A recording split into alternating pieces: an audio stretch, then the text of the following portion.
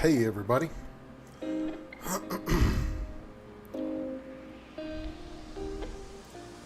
How's everybody doing?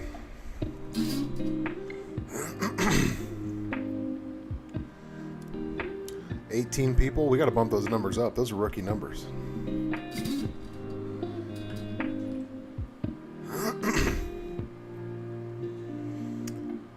Catch up on the chat here. Texas, howdy, love your vids. Thanks, man. I appreciate you. Chris, frequent flyer, good to see you, man. Kevin, afternoon. Texas, this is going to be good. Yes, I've got some cool stuff to talk about. Angel Pedrogo. Finally got my new tea sauce. Thank you for all your knowledge and support.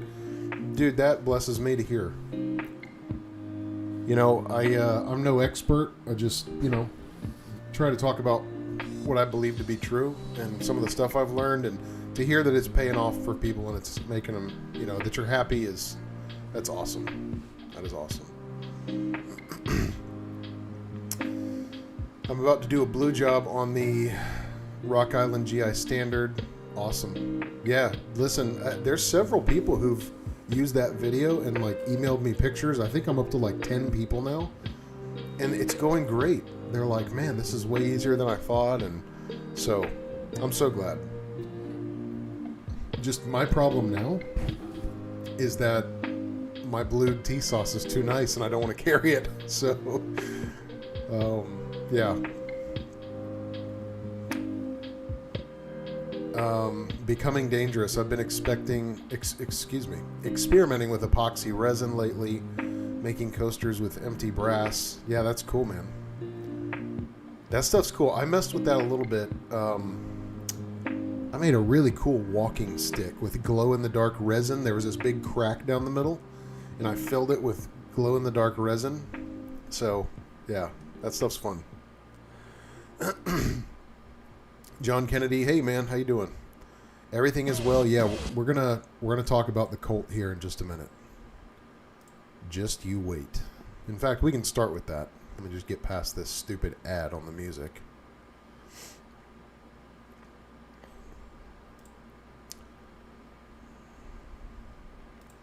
There we go. Maybe. Yeah, okay. Yeah, sorry, I forgot to bring down the music. My bad. Thank you, DB. Yeah, the Angel, the historical one is the way to go. I have mine right over there. I can't touch it or else YouTube will behead me. But, yeah. I love mine, man. It's a little tough to say, but yeah, I think this is probably true. I'm thinking about a video. If I could only have one 1911, what would I pick? If price were no object. I'll be honest, that historical one is probably the gun. I mean, I know everybody thinks that I would probably go for an original vintage one, but the problem with that is you can't shoot it. Not to the volume that I shoot, you're going to destroy it. I would want something that's going to last, that I could carry and shoot and not feel bad about. And if I could only own one, just from a functional perspective, that historical is yeah, it's tough, man. That's a good one. Matt, what's going on, man?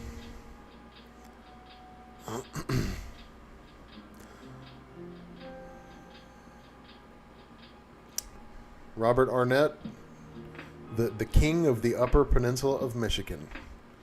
Glad you're here, man.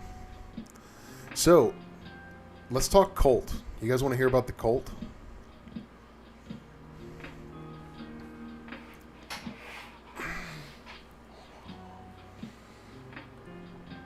And I hope you guys don't mind. I'm going to be snacking on some things. I've got beef jerky and some smoked Gouda on the side.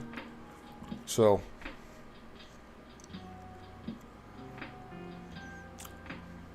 All right, so the Colt.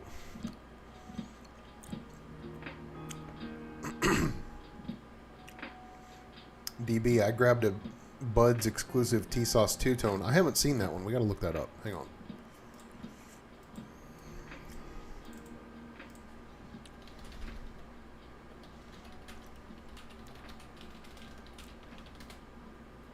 We got to look that up.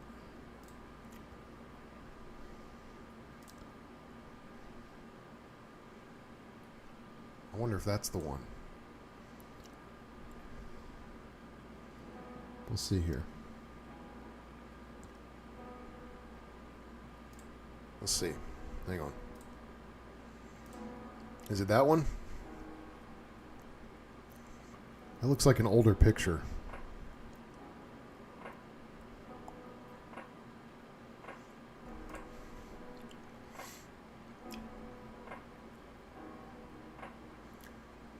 Yeah, two-tones are beautiful, man. So, let's talk Colt. So, here's the deal. I have tracking. The Colt will be here on Tuesday. Everyone should applaud. I'm so happy. So, I'm not going to lie. Pretty sure I caught Colt sleeping because I emailed the guy like 2.5 weeks ago, and I was like, hey, it's been 2 months. I haven't heard anything from you guys. And he's like, oh, yeah, it cleared the bench, and now it's going to the next phase, which is the shooting phase. Fast forward 2 weeks, and I email him again. I'm like, it's been another 2 weeks. What's going on? And they're like, oh, yeah, it's got a label. So it feels like every time I poked them, it was pushing it along. But, yeah, it'll be here Tuesday. And my hope is it'll be here early enough in the day I can go right to the range and run it. So that is my goal. And man, I'm really looking forward to it. Really looking forward to it. Yeah, I've already got the parts in the box. Got my box ready to go here. So as soon as it arrives, all these are going in. And they're already pre-fitted. Excuse me. Before I send it off to Colt, I pre-fit all those parts so that when it gets back, I just throw them back in and we're good to go. And we got to look at the stocks. I can't wait to see what it looks like with these on. Look at those. You get it in the light. Whoa. Yeah. That's real elk antler. Beautiful, right? Those are made by MD Grips. Good looking grips, man.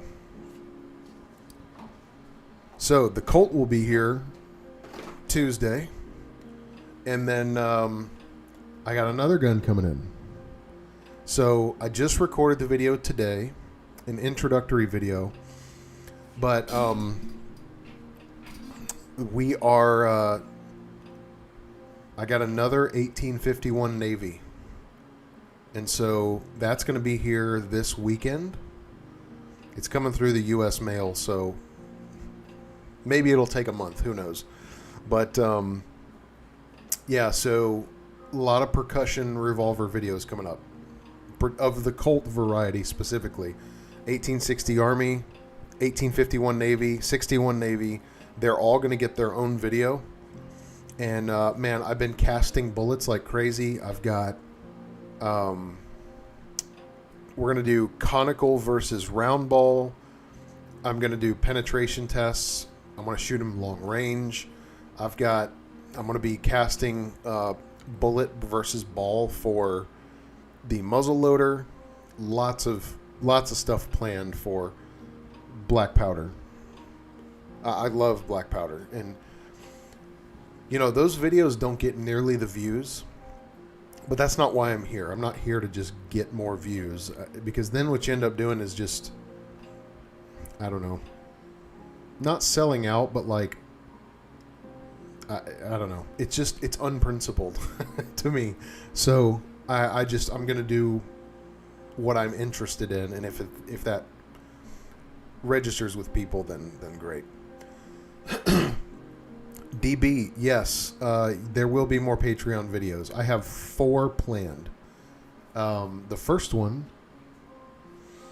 I don't have it here, but I'm going to be fitting a barrel to the Colt.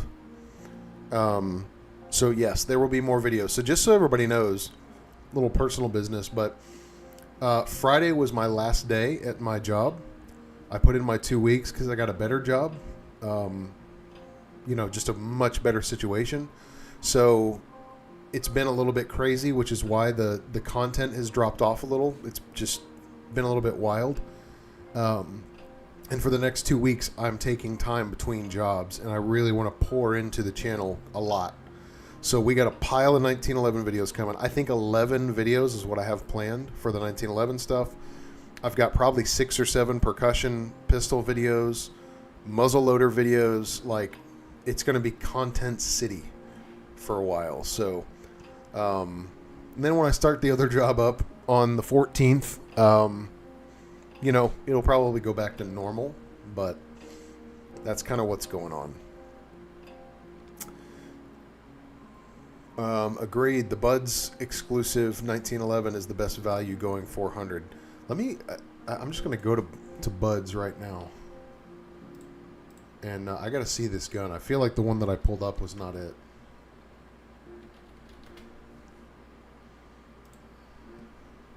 See if I can find it.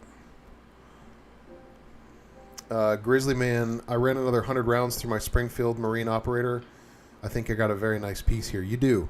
Now, is yours the green frame, the OD green frame? Because if it is, I owned one of those. And it is a good gun. Absolutely a good gun. These stinking ads, man. I'm going to try to find this this Buds exclusive. Stand by. Ah, there it is.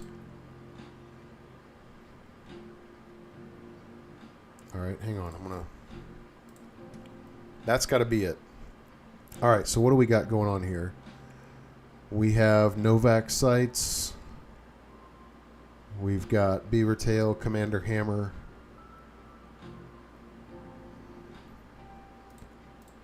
That's pretty cool, man. That's a spec'd out gun. For that price, you are not wrong. That's a high spec pistol for that price, for sure. Because there are other guns in that with that feature range are like 500 and up. So that's great.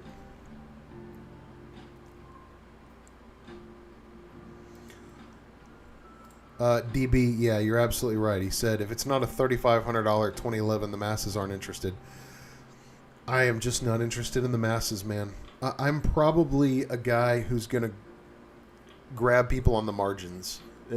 Somewhere, the channel name, I've tried to design it to where it kind of tells you what I'm about just with the logo. Like, I like old school stuff, man.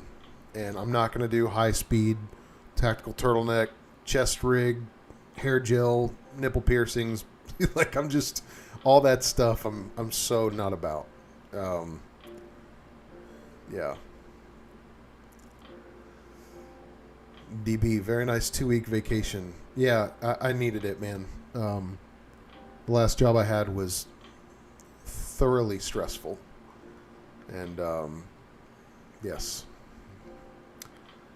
Got my Night Wolverine and Hand Love black powder weapons. I feel like there's a lot of autocorrect happening there. Started pouring my own bullets. The 1851 at 12, Robert Arnett. That's awesome. That's awesome. Yeah, I love black powders. So I said this in the video that I just recorded today, that if I could only shoot one type of gun just for fun, that's the only metric is fun, it would be black powders. They're the most fun guns to shoot for me. Todd B., what state are you in? I'm in Florida, Central Florida specifically. If any of you have ever wondered what it's like to live in Florida, it's like living in somebody's mouth for most of the year. It's just miserable. But born and raised here, so.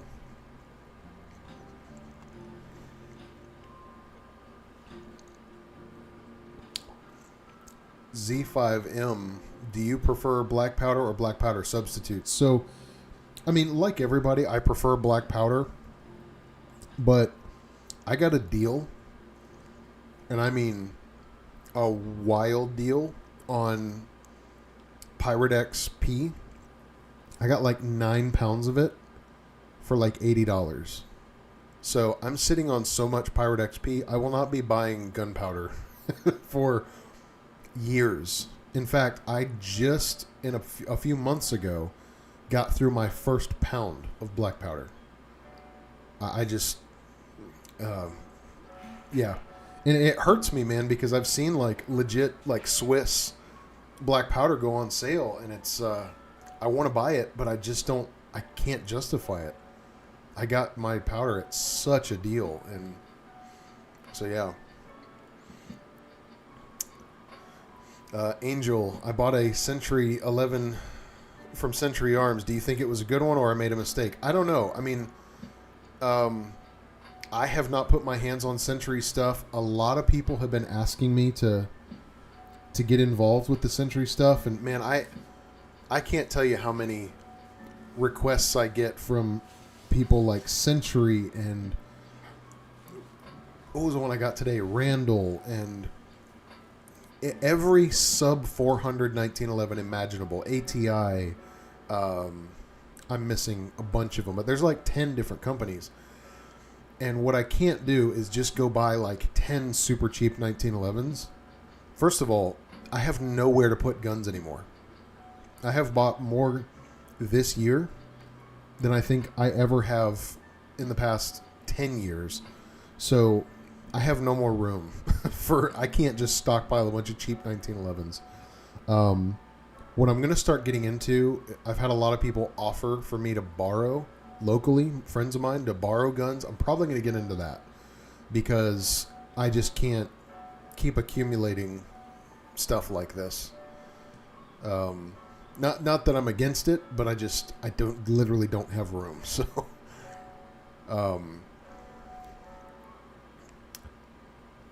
DB, what part of the state are you in?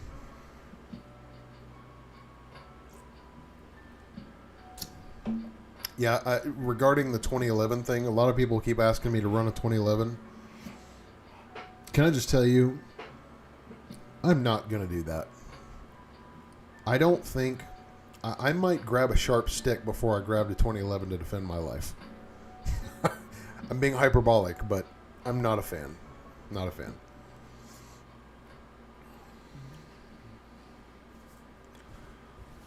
Kevin Smith, that's why I subbed to this channel. I could tell right away that you weren't a poser. I appreciate that. I don't know how to be anybody else but me, man. And, you know, I'm at the age, I think, in my life where I really don't care. This is not a tough guy statement. I'm just being honest. I don't care if people don't like what I like or have a problem with what I like. It's like, okay, man, it's a big world. Go find somebody you like, you know. Becoming Dangerous. Where are you located, man? He said, I would like to get into black powder pistols. The powder is just hard to get out here. Yeah.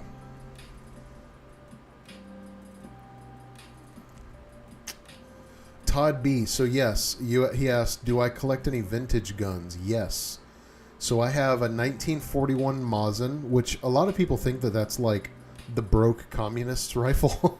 It's not. They're actually like, I have hit with that rifle out to 200 yards, hitting a little piece of paper that big.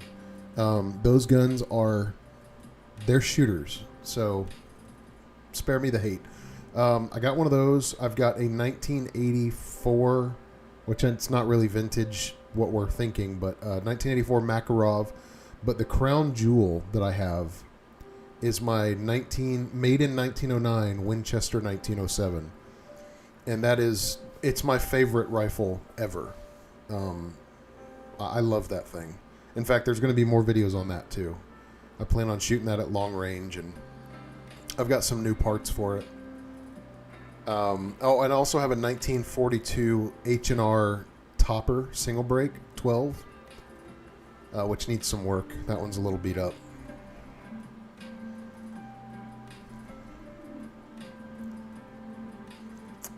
Um,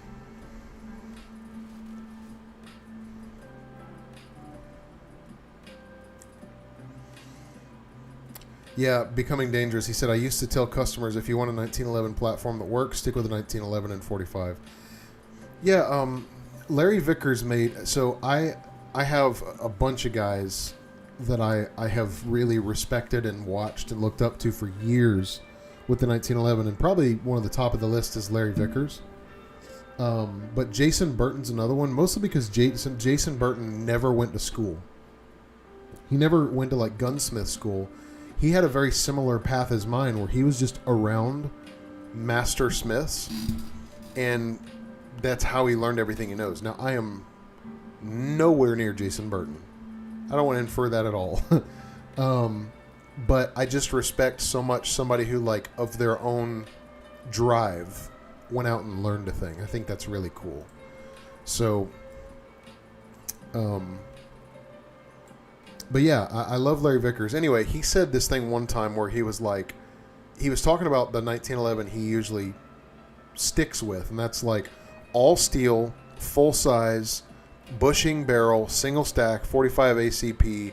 He just went down the list, and he's like, and he gave a really valid explanation. He's like, none of these other things have been tested the way that gun has been tested over a century of absolute warfare. Those other things haven't been tested that way, and a 1,000-round burn down doesn't count. That's ridiculous. The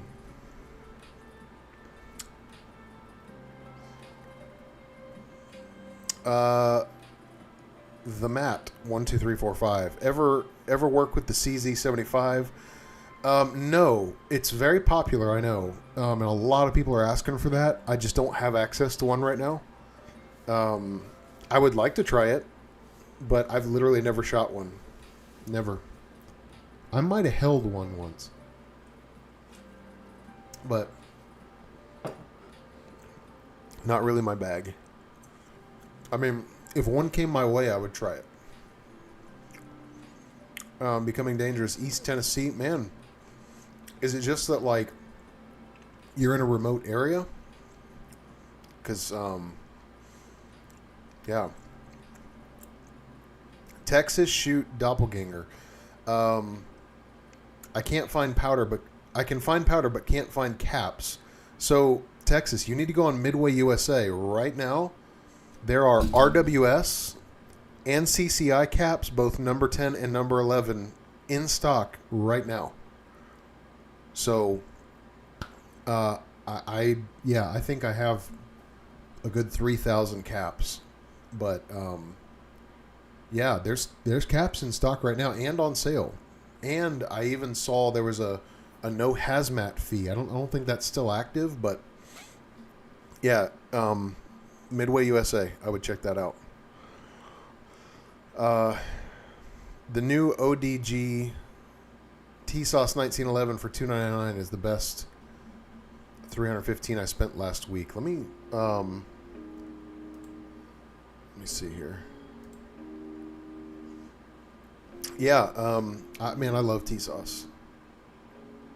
Yeah, DB, I caught myself with the Bud's gun shop up. I was like, oh, better get out of that. Todd B, I stumbled on your Winchester 1907 video. I own a few in a 1910 Winchester. I won't dare disassemble them because they're so complicated. I am with you there. So I'll tell you, I know how to disassemble it by hand without tools, getting the nut off, the stock, and that's it. And I'm not going any further than that either, because there is a guy on YouTube I would recommend, and he has a great video on disassembly and reassembly, and he's got this string method where he pulls a string through that recoil block. I'd go watch him before you watch me, because I'm not there with the Winchester 1907 yet. I've only shot that gun like 50 or 60 rounds, cleaned it once after I shot it, and it's after I repaired the fore end. I shot it a little bit, but I haven't revisited it in too long. Jolly Roger, hey man.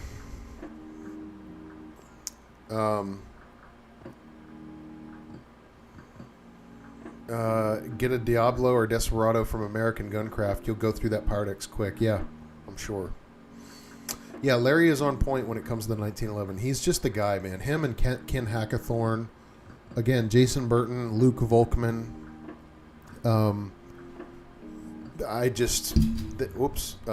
They're the guys for me.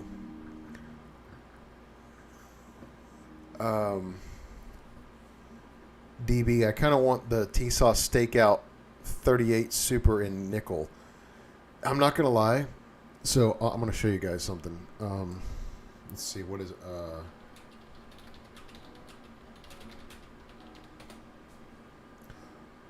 So some of my favorite 1911s are from No Country for Old Men.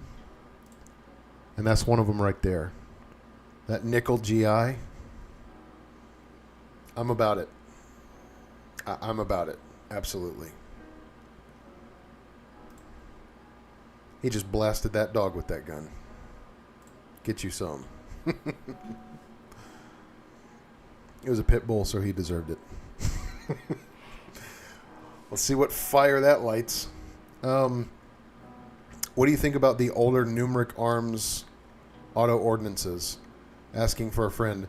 Ask Crack about it. He's dealing with an older auto ordinance right now. I don't have any experience with those. I did have a newer 1911 from them, the BKO. And it was great. It ran fantastic. Like, never had a problem. The 1911 high power CZ and Beretta 92 have been proven more than any other pistols. I would say so. Except for like going further back, like the single action army, heavily proven, and then the 1860 Army and the 1851 Navy. Absolutely. I'm David Zarbach. I'm in Chicago and recently got into 1911 since my governor banned just about everything. Your channel's been a huge help. Man, I'm so glad. So that is one redeeming... Now, listen, before I say this, I'm not making the case for any sort of gun legislation.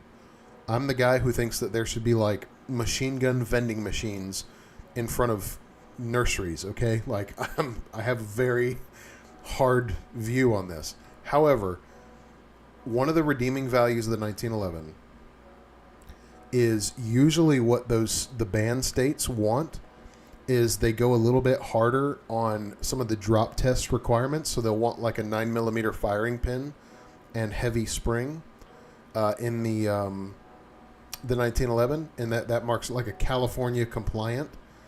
That is one of the redeeming values of the 1911 is you can pretty much run the gun how it is supposed to be run in those states.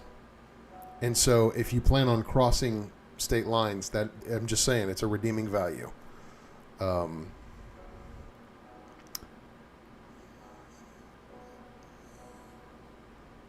Let's see.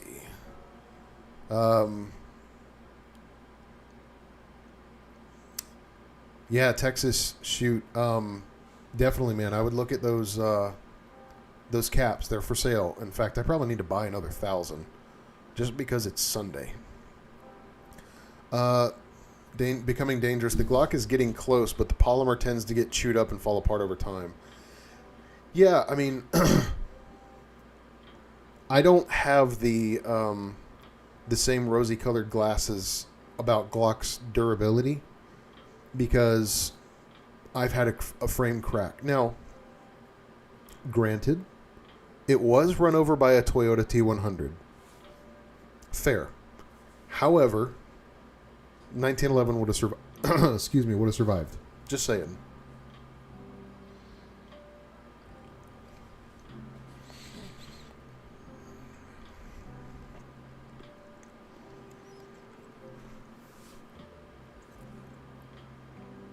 Michael Finney, I have the historical correct.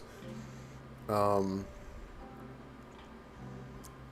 you have the other GI model that is more green in color. Yeah, The historical, man, is probably my favorite 1911 on the planet right now. I've got it sitting right over there. I can't touch it, but it's there. It's probably my favorite, without a doubt. Just because you can buy that gun, do my normal routine, springs, mags, lube, done. Just like it comes. You don't have to do a thing to it. Just get the right springs in it, use some good mags, lube it up, go. Hollow points, wad cutters, full metal jacket, carry it. Like, all forged. It's just crazy. It's a crazy deal. Todd B, you have the Winchester night. You have the 401. That's cool. So you have a more robust design than I do. I have the original 1907 and 351 WSL, and the 351 is a nice cartridge, but I wish I would have gone for the 401. It's a better cartridge, first of all. But also the design is just more robust. They figured some things out by that point. And so, yeah, I just think it's a better gun all around. Chris Ferguson, I've got a G23. I got used in 2000, many rounds. Yeah, I'm pretty sure. Somebody can call me out on this. But I'm pretty sure you can go to the Smyrna factory in Georgia to Glock, and one of the original Glock 17s that Gaston had to bring over to the U.S. to sell, like original, barrel, frame, slide, everything. It's got like over 1.5 million rounds through it. You can go shoot it. So I'm not saying they're not hard use guns. I'm talking specifically about like the impact side of the house. And also, if you had to muzzle strike somebody, would you want to use a 1911 or would you want to use a Glock? Just saying. Yeah, crack. That T-Sauce historical we're talking about is the CMP version. I love that gun. And in fact, I love it so much that like I'm a pair and a spare guy. So when I like something, I want to buy two more. Because I'm broken like that. But Todd, you also have a Remington Model 8. Man, I want a Model 8. Those are awesome. Those are awesome. All right, I got to catch up on the chat. Sorry, guys. Becoming dangerous. I have a pit bull, and I still think it's funny. Yeah, that's cool, man. Look, I know people who have pit bulls. They haven't killed anybody yet, but I'm just not a fan. But I don't wish harm on your dog, for sure. Crack. That's bad news, man. You can't get it working. That sucks.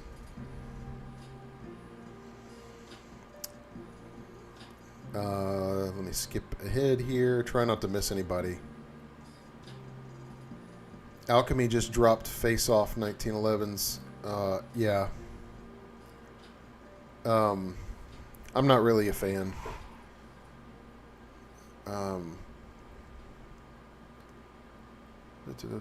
Honest. Yeah, crack. Yeah, I've had it happen. I'm just telling you. Mine got ran over by a Toyota T100 and the frame cracked. Now, what was cool is Glock fixed it. Or not fixed it, but they replaced the frame, which was really for nothing. Not at all. Like, they just... Now, I will say this was 15 years ago. I'm not so sure they would do that now. But it did happen. Jesse Miller. First time I actually caught the stream. 98% done with my Duracoat project. We'll send you some pictures. Yeah. I'm sorry you have to see my face. I just figured after my sort of interview with Red Baron, cat's out of the bag now. Now you guys know what kind of ogre is behind this channel. So,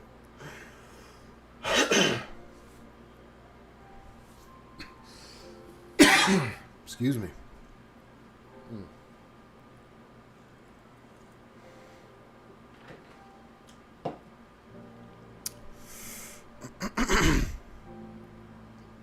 Coax 73. I had a Gen 2 Glock 21 framed crack after regular use with a suppressor. Yeah, I mean, I think it's like anything, man. Nothing's invincible at the end of the day.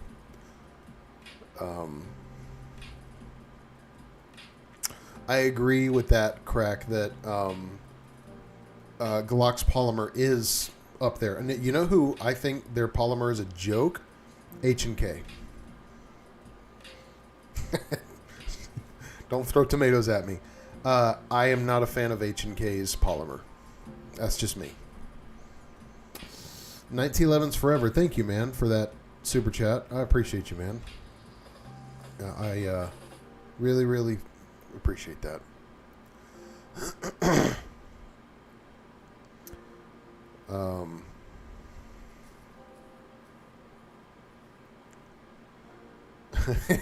Chris Ferguson saw the face-off launch. I'm sorry.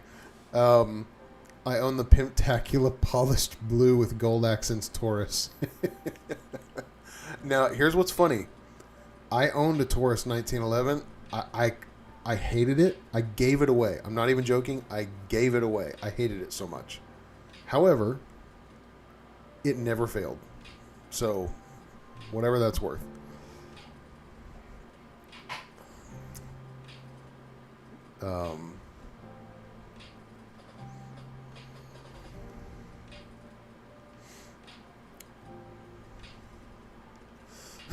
Zachary, yeah, I think that's correct. A carry gun should be a Gen 19, or excuse me, a G19 or a $600 1911. That's where I live. I just think that's smart.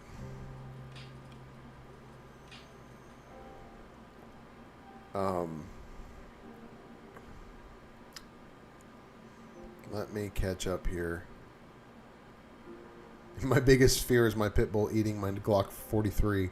Yeah, I've seen those pictures, man. That sucks. If your dog does that, that's rough, man. Imagine you needing it in the moment, and you pick it up, and it's just this hogged, splintered huck of plastic.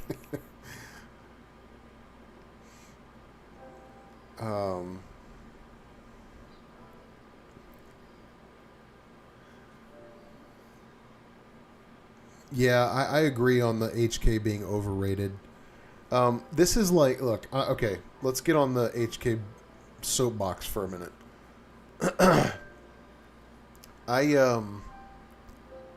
I think what you tend to find is companies that get a military contract very suddenly have a marketing campaign about how legendary and reliable their stuff is. There seems to be a pattern, right? I know we all like to think that we're smarter than marketing and that, marketing doesn't work on me and all that. Yes, it does. It absolutely does. And the reason I say that is I know people who are in marketing or have been in marketing. They're some of the most crafty, manipulative, maniacal people you could ever imagine. And they figure out subtle ways to manipulate us into buying things. Through fear and envy and lust and comparing your stuff against theirs and keeping up with the Joneses, and it's an assault. And or they appeal to insecurities. It's just the most negative stuff. Now, I'm not saying all marketing people are that way, because I know one who's an angel walking the earth. She's wonderful, but I just think companies like SIG and HK, you tend to see marketing that about their history and how legendary they are. Now, I will say the SIG 226, great. 229, 220, all those, they're great, and they are good. But like, I don't know. I just don't. I don't like the. This is what I don't like when people say, "I choose SIG to hell and back reliability." Like, they actually believe that, and it's like, it hurts my ears to hear people believe that's real.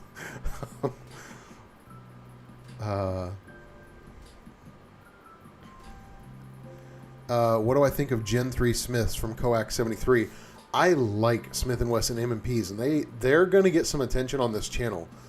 I've owned several M&Ps, and I will tell you, so, you know, I made that video talking about the Glock Gen 3, or excuse me, Gen 4, Glock 19 is the only Glock worth owning. I just think they're like, that's the one for me. Okay, so whatever. But I will say a very close second is the M&P. I think they're awesome, awesome guns. I have a buddy down the road from me who's been shooting the same, I think it's a Gen 2, maybe even a Gen 1 M&P. He's never cleaned it, and I can't stand it. I want to drop kick that guy in the throat every time I see him. But he'll pull it out and just show me the barrel and the internals of the gun. It looks like somebody dipped that gun in Crisco and then hit it with a flamethrower. It's just disgusting, and it still runs. He's got, I don't even know how many thousands of rounds through it.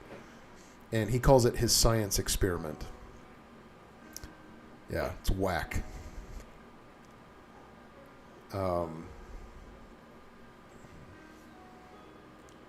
John, I just got on. You can start over. You got it, man. Rob Arnett said, I bought a Masada Slim 9mm. I've never tried the Masada. Zero experience with that.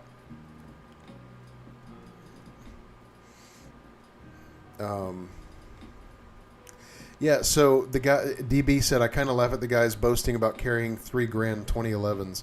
Here's the deal. So I know a guy who had to defend his life with a 1911.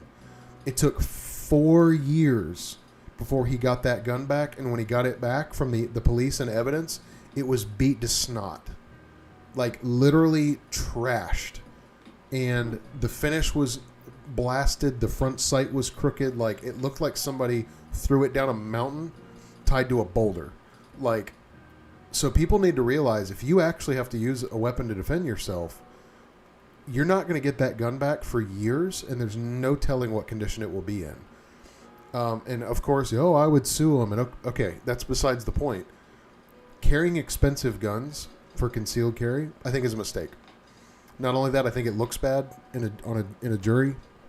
And that's why I'm such a big fan of factory 1911s and stock Glock 19s. Just, because look, my T-Sauce is a $300 gun. Okay, throw it in the evidence locker. I'm going to buy another one, right?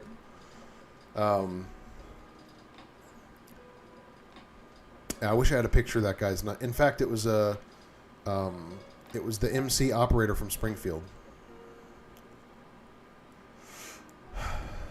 Let's see.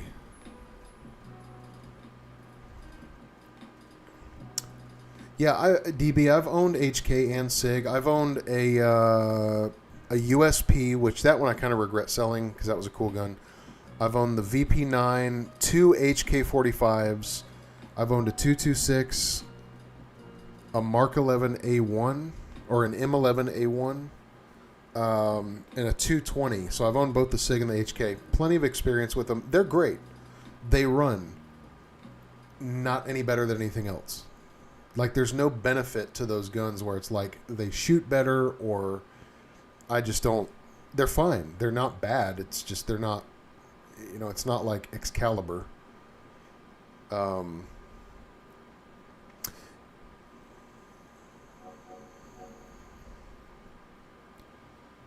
Yeah, DB, or no, Becoming Dangerous. I hate it when customers bring guns in. I don't know why it won't work. Boy, I bet you got some stories, man. I know buddies who are FFLs and have actual gun stores. Some of them are just at-home FFLs. But, yeah. I've had the same thing. So, like, I fix guitars. Well, where is it? Over there. And as a side, not as nearly as much as I've done in the past with guns, but yeah, there's some wacky stuff that people do to guitars as well. Like, leave them in their car when it's 120 degrees outside and they wonder why it just disassembled itself.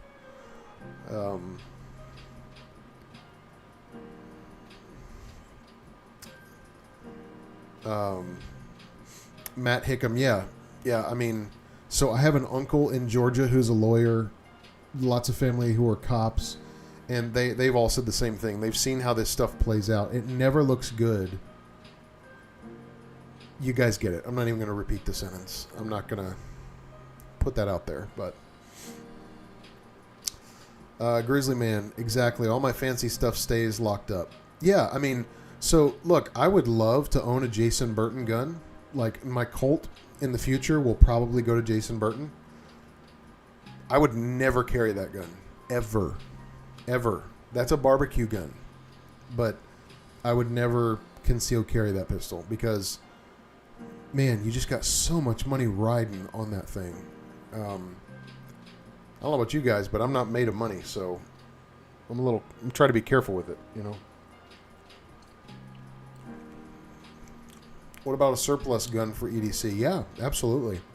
Especially a police trade-in. I would. Crack, I have a LE trade-in 226. Man, on Guns, the website, I can't say the rest of the address. There was a 226 9mm police trade-in for $350. Now, granted, it had the DAC trigger, the double action only. I thought about it. I thought about swapping the trigger out for a standard trigger group because that's a heck of a price. But again, I bought too many guns this year.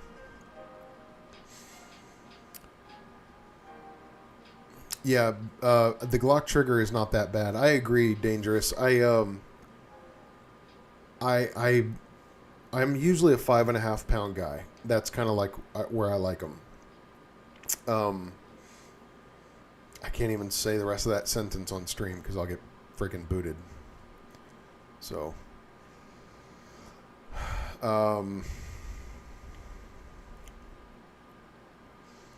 Robert Arnett. I was a canine bloodhound officer on a need basis in Monroe County, Kentucky. Sheriff had a beautiful collection of handguns upon retirement. Yeah, I bet he did. I bet he did. Texas, what hollow points do you suggest? All right, so I am the most frustrating guy you guys are going to talk to about this. I recognize that in myself that I'm annoying, so I'm trying to be self-aware. I just don't believe in magic bullets. I think a 230 grain bullet going 850 feet per second works the best. That's just where I'm at.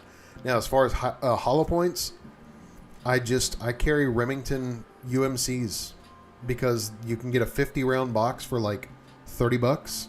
They're the cheapest hollow points. They work really well. They feed in all my 1911s. I've probably run 500 rounds of those UMCs.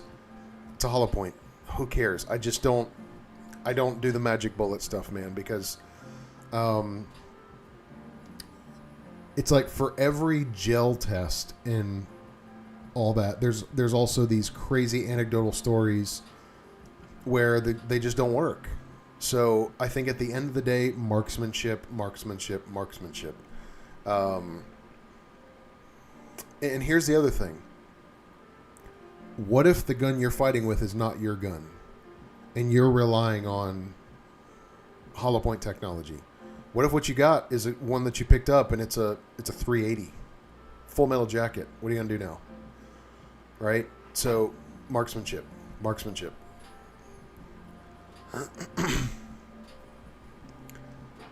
But I agree with a lot of the things people are saying. Experiment. And that's what I've done. So I've shot the UMCs through drywall, plywood, laminated vehicle glass. They go through. I mean, I don't know. They work.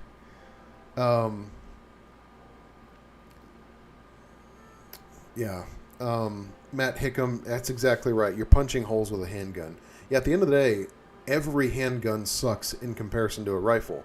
And so you need to place the rounds where they need to go. Now, I'm still a fan of 45. History agrees with me. What are your thoughts on carrying a plain old 45 ball?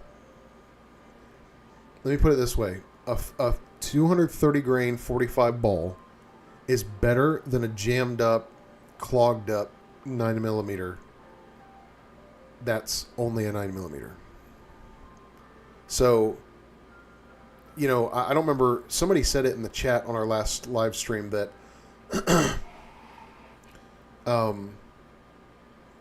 you know, hollow points don't always reliably expand. Sometimes they get, you know, what's the word? Clogged up. And so you can't always rely on those to work.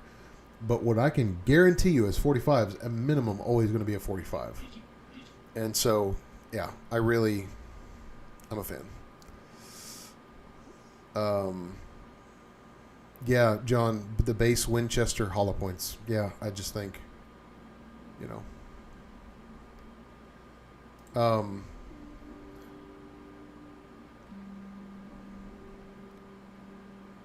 DB, DB? Are you a Patreon?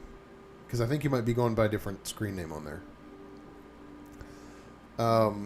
For years I've carried Federal Match Hardball, still always at least one extra mag on. Yeah, Jolly Roger, that's a good bullet right there. Federal Match Hardball, that's a good one.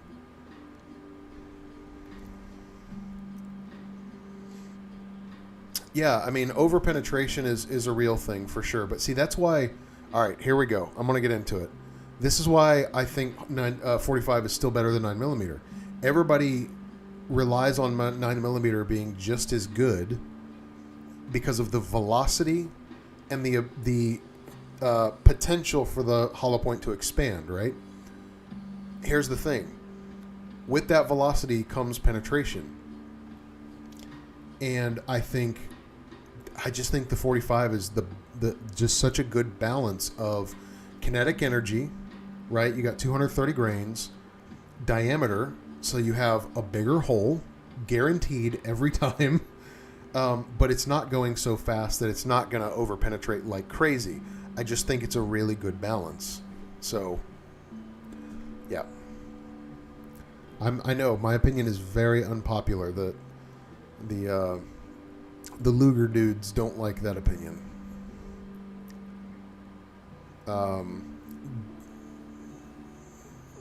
David Weathers, if you got a new Auto Ordnance 1911, would you change anything to make it a better gun? Springs, that's it. Springs, good mags, good lube, that's it. Springs is the main thing for me. Z5, speaking of 380, what do you think of those Browning 1911s? I've never touched one. Aren't they the ones, they're like miniature, they're real small?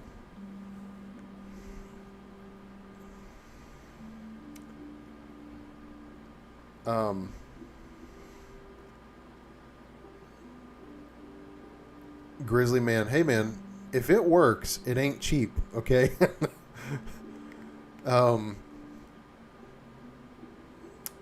Over-penetration seems like more hypothetical problem, trying to find a report of it actually happening. Yeah, exactly. I mean, it's when I say over-penetration, I'm not talking people, I'm talking through barriers. Like, here's what I'd recommend. If you guys have like an outdoor range, and I have done this a lot, I'll go out with like sheet metal, block, sheetrock, plywood. I got the back windshield out of an Impala that was wrecked when I used to be in the fire department. And I took it to the range, and I just shot through laminated glass to see how it acted. That is a great thing to do. Just to actually, with your own eyes, with your gun, watch how those bullets behave. And don't get me wrong, 9mm penetrates. But here's the other thing. Laminated glass at an angle, here's what I found. 9mm, if they don't bounce off, they'll hit the windshield. Laminated glass at an angle, it won't hit the glass and bounce off, but it'll hit the glass and deflect upward slightly. So you got to hit 2 or 3 in that same spot. Then you got to shoot through that little bitty hole. 45 doesn't do that. 45 goes right where you ask it to go. So there you go.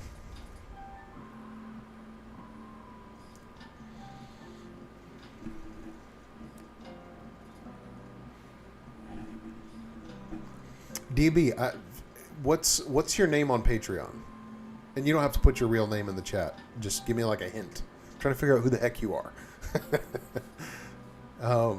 Chris Mead, you made it, man.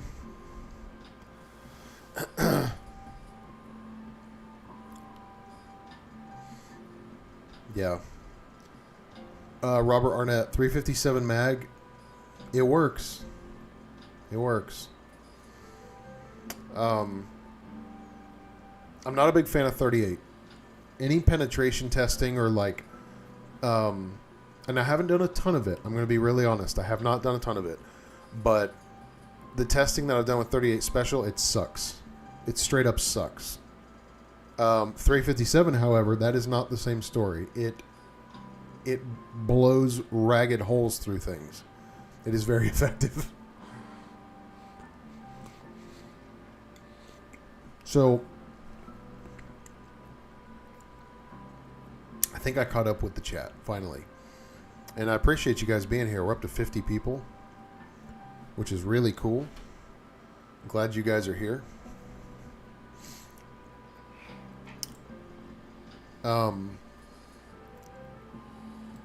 So, I have, I'm going to tell you guys about one video that I want to make. I already have plans to make. I have a buddy who has some really nice camera equipment. And so I'm going to be using the... Oh, I can't show that stuff. I have 2 Martin guitars over there. And so, for those of you who don't know, the intro to my channel... Sorry, I screwed my camera up. I recorded that on my Martins. And so, I've already got a tune written. I'm gonna make this video, and it's going to be called A Love Letter to the 1911. And I've got a tune written. It's not going to be a bunch of talking. It's going to be just a lot of shooting and dramatic footage. And like I said, my buddy's got some awesome camera equipment. So that's one thing that's coming up. I'm really stoked about that. And by the way, everything I'm talking about, shooting through barriers, I am going to do that stuff on video. I've got permission from the person that I shoot on their property to kind of make a mess of their berm. But I've got a lead on some laminated glass. I've got a glass window somewhere that somebody has. Obviously plywood and sheetrock. So we're going to do that on camera for sure.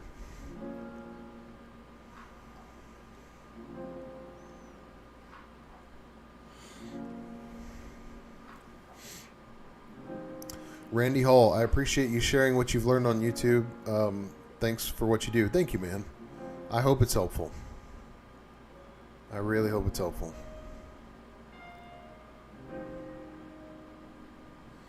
All right, hold on, DB. I'm slow, man. Oh, you're the same one on there. Okay. All right, well, here's the reason you said I need a moderator. Here.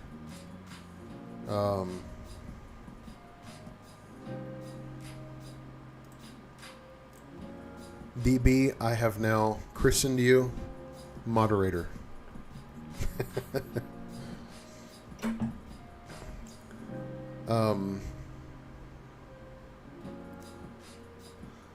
Yeah, Matt, yes. Listen, I think I'm a FUD. I think I am. But I like what I like, you know? I mean, I can't help it.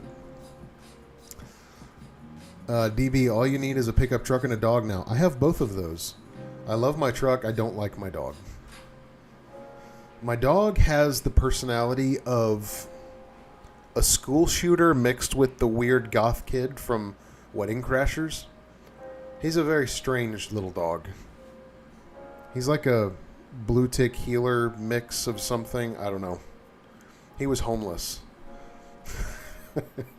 I don't like to say he's a rescue. That makes me sound really righteous. He was homeless.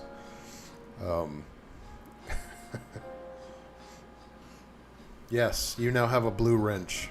Wield it wisely. Yeah, crack. Southerners sheetrock. Yeah, absolutely, crack. I'm sure we're going to need more at some point. So, let's see. Wow, I was just looking at the options. I just clicked on somebody's name on accident, and it says put user in timeout. I am far too petty for that to be an option.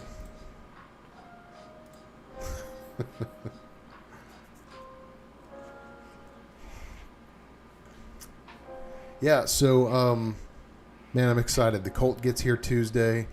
Like I said, I'm going to try to go immediately out to the range when it gets here and shoot it after I throw everything in there. A friend of mine just got some new steel for the range, so yeah, man, I'm starting to develop a team of people that will help me from time to time, and so yeah, I'm really looking forward to the channel growing.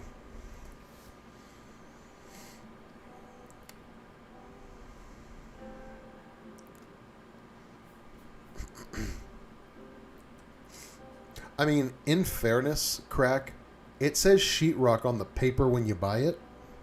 I'm just saying.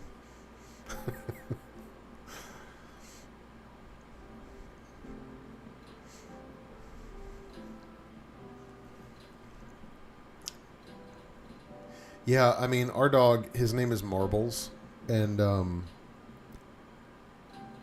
he he's.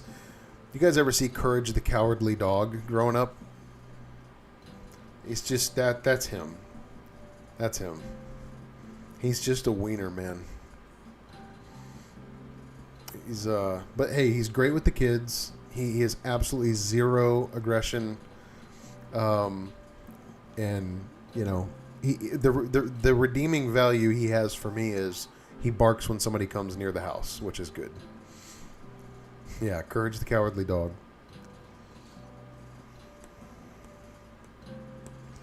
My email address is on the channel, on the YouTube channel.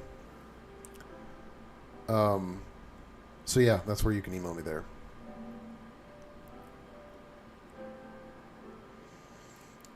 Matt, appreciate your content because what you're teaching does not seem to be anywhere else online. Actual shooting experience mixed with old-time wisdom, not just what you heard from others. Thanks, man. Well, the old-time wisdom is not my own. I mean, I've been shooting for about 15, 16 years now.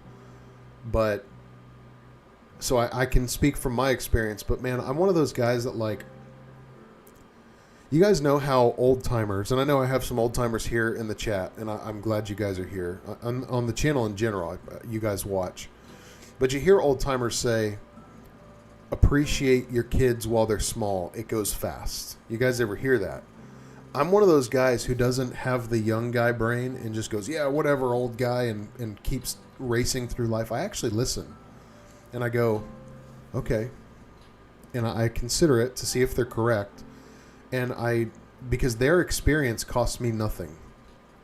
And so the old-time wisdom is not my own. I've been blessed to have a lot of really wonderful, wise people in my life, who have just poured into me, man, and that I've gleaned from. And so I credit them for sure. And of course, you know, everything I test everything that I hear and kind of see if it's true. But, you know, let me give you an example. It's like all the modern guys who are like, 9mm, like, and it's like ballistics gel, velocity, capacity, and all this stuff. Listen, I love them, I respect them, it's fine. But then I hear these old guys like, yeah, I shot somebody in Nam, took one bullet. I know that's anecdotal, but I don't remember who this quote is from. But he said, when you compare statistics with anecdotes, the anecdotes tend to be more true. And there's just something to that. I just tend to believe the people who've walked the path. And when I hear people who have been there and done that, I just hear the same things. And I know it's anecdotal. People can do the data thing all they want, but then I hear experience, and I tend to believe the experience. Doesn't mean they're always right. Nobody's always right, but you know, definitely needed some mechanics on here. Glad you got some. Thanks, man. Appreciate you, Chris. We got becoming dangerous. We got Dumpy from the gas station, and we found a pit bull puppy hiding in a barn starving. That's a great name for a dog, Dumpy. That's a great name.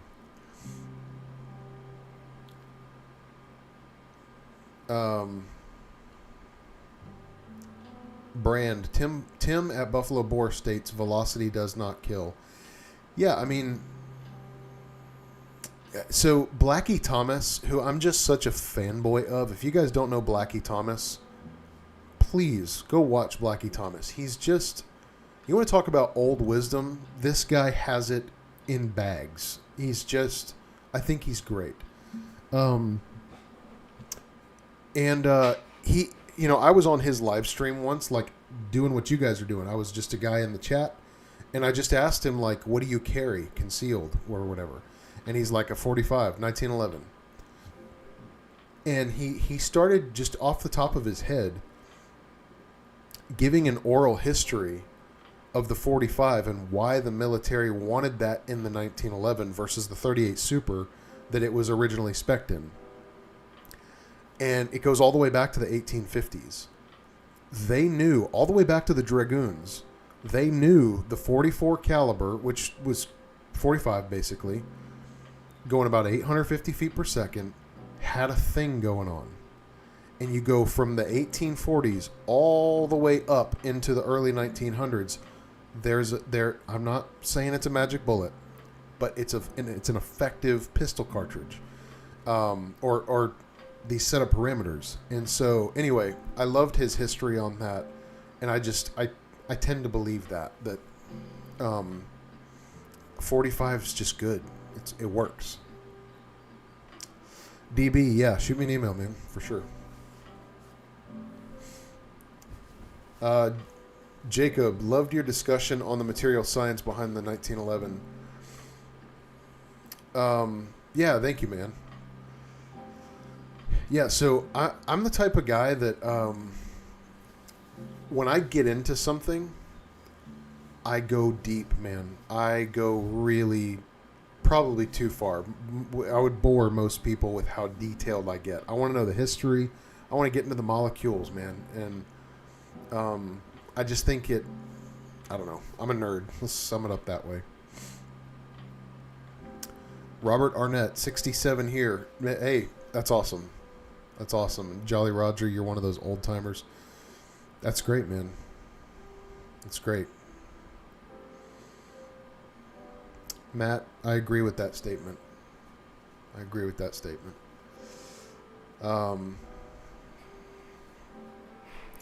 Twin Planet Bros, a lot of modern stuff is marketing. I agree. And here's the thing. You know, you hear things from guys like Navy SEALs, and it's like, yeah, we carry 9mm, and they have this, but it's like, and so their experience matters too. You know, we were talking about, you hear from people who've done it. They've done it, right? I can't take away anything from them. But it's also a very different thing. The way it's like, okay, they're going to go into a room, and he's going to cut left, and if there's a guy there, he's going to shoot him, and the next guy's going to come in, and he's going to shoot him, and then the next guy's going to come in. Everybody's going to get a piece of that guy, right? And so, okay, sure, 9mm works when it's like, you got him with like 73 rounds, right? And so the philosophy and the doctrine behind that, I think, is a completely different thing, especially when you're talking about their setting. I can see capacity really being a problem. And so it's different tools for everything, but yeah. John, I fell for the deodorant scam. I'll continue falling for that scam. I don't know what you're talking about, Chris. What deodorant scam? That's funny.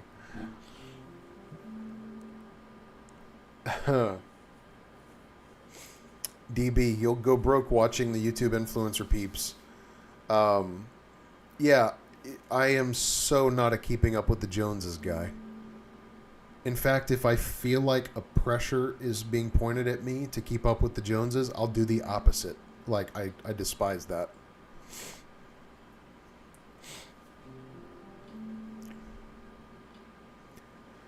Yeah, which would you rather be hit by? A freight train going 30 or a needle going the speed of light? That's a ridiculous analogy.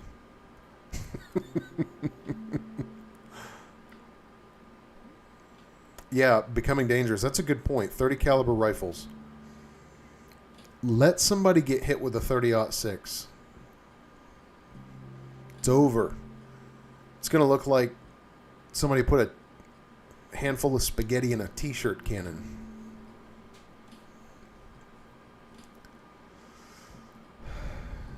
Angel, hey brother, you speak from the heart. That's why I subscribe. Thank you, man. That's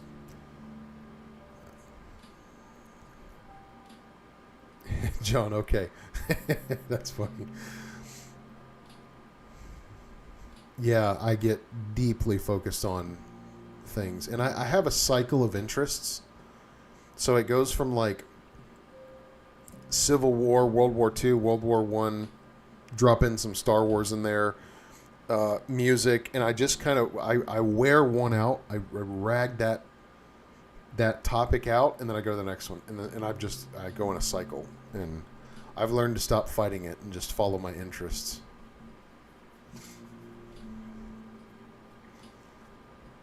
Yeah, so going back to the ballistics thing,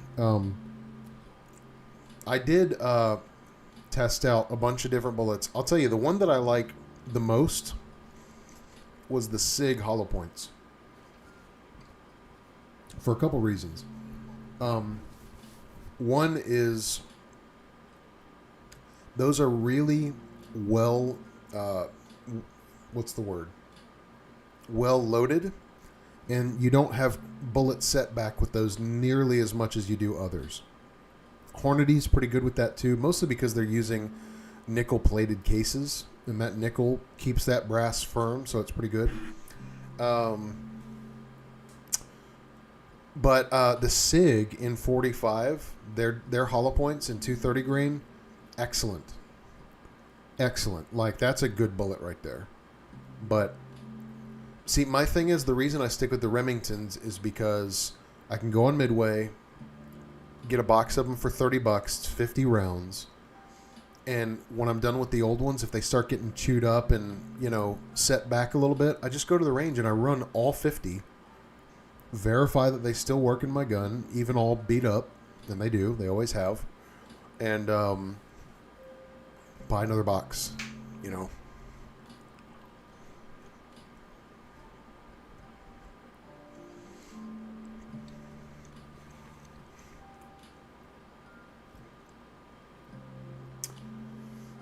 Yeah, Kevin Smith, I thought 30-06 is an outdated round. Nope,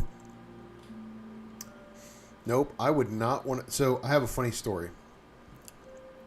Me and my cousin were walking around in Georgia, and this hunter must have thought we were a deer, and a 308 snapped past us. I don't know how close it was. It felt like 10 feet, 15 feet. Crack went by us. That was no fun, my friends. That was not fun at all.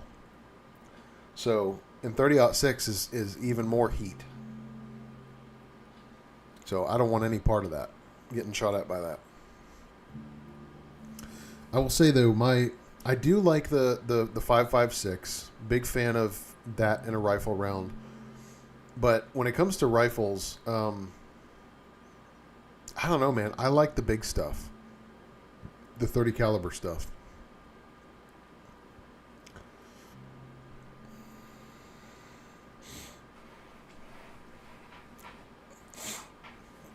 .308. I like it. That's good. Chris, do you think when the SIG ship sinks, the 1911s will also become a bargain? That'd be cool. I don't know how SIG recovers from this. I really don't.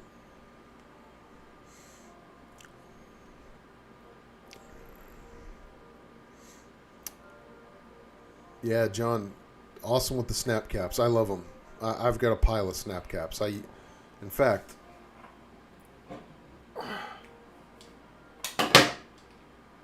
I got to be careful.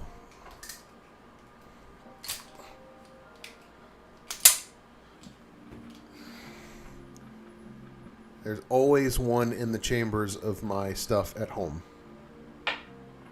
Always. Just because I don't carry with one in the chamber in the house.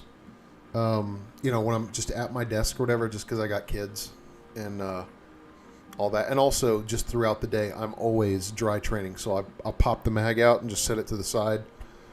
You know, press check for that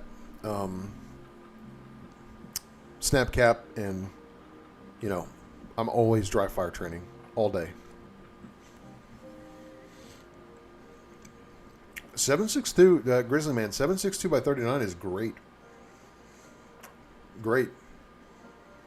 Yeah, as far as the accuracy thing, I never understood that argument. Ever. I mean, I had an AK-47, and man, I have this little piece of steel. It's about 6 inches wide by 8 inches tall. It's a silhouette. 100 yards. I was slapping the biscuits out of that thing just all day with my AK iron sights. No problem. I don't know what people are talking about with that bullet not being accurate. Yeah, 22 long rifle too, man. I think the third most used gun in homicides in the country is 22. Or the third most used cartridge. So, they work. Yeah, SIG, I don't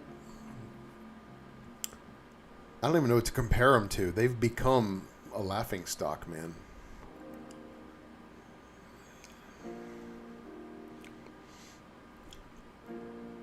Yeah, Brand, I'm going to have to watch that video, that interview. That sounds cool. I have seen some of his stuff popping up lately. The Buffalo Boar guy. I've got some of his bullets for my 44 Winchester single action army. Chris, yeah, the SIG 1911. So somebody, a friend of mine, let me borrow his SIG Scorpion. I think it was when they were pretty new at that time. It ran great. I got nothing to say about him. Nothing bad, that is. Yeah, I was impressed with it.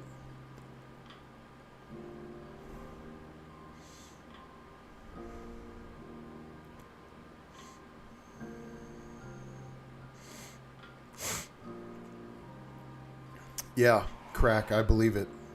Yeah, my same cousins in Georgia, they had an SKS, and man, they were dangerous with that thing. They had this huge lake behind their house, and they'd run the ATVs to the other side and just set up a bunch of stuff to shoot, like milk jugs and stuff. Wrecking those things all day, man. Yeah, the art of becoming dangerous, smacking steel at 480 with irons, I believe it. The iron sights are... People don't realize just how accurate iron sights are. Like, especially, this is why I like Russian iron sights. So American sights, you usually look through. Russian sights, you look over. And I like the look over view, like kind of like lever actions, the butterfly sights. You look over them, right? You don't have to look through little bitty holes. And so, like with my Mosin, man, that sight picture is so crisp and clean. And yeah, it's got the graduated adjustment there. Super easy, man. And like the old school sights on like the Sharps rifles with the ladder sight, there are guys who can hit at 1,000 yards with a ladder peep sight on a Sharps rifle. It's crazy. Crazy.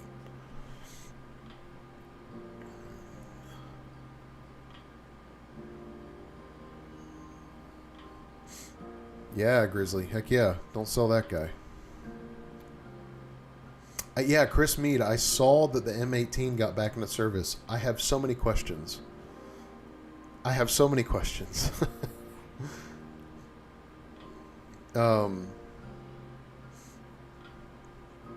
Yeah, I prefer iron sights all the way. In fact, I'm going to make a confession to you guys. The only optic I own anymore is I have a Remington 597 22 rifle with a little Tasco $50 scope that's been on there for 20 years. That's the only optic I own. I don't own a red dot. I don't own nothing. Everything is irons. Everything. I think that would cause a tactical turtleneck dude to like break out in hives if he saw my safe. Also, almost everything has wood on it.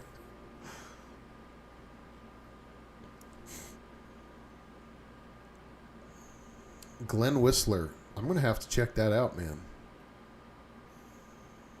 Yeah, Chris is like, pew!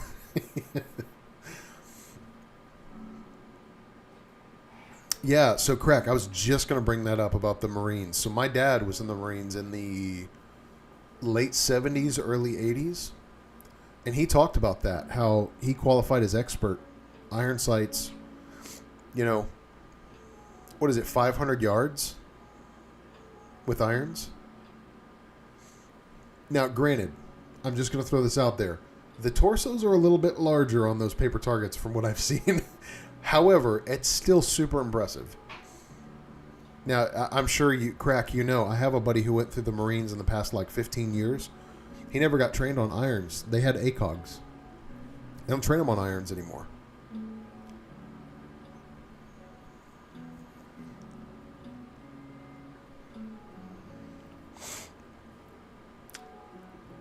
Yeah, becoming dangerous. Most days I'm only doing 400. Yeah, so I have dual astigmatisms as well. That's another reason why I stopped with red dots.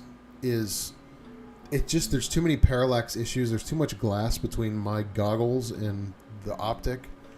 And on top of that, I just realized I can shoot every bit as accurately long range with irons. But I'm a weirdo, I'm sure. What's up, Chris Chiampo? That's awesome, Crack. Marines and Army.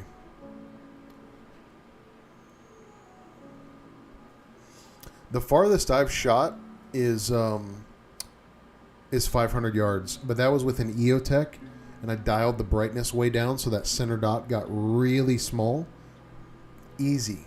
And that was like a fairly large silhouette. It was probably a little wider than your average person, but in fact, I might have a video of that. Hang on.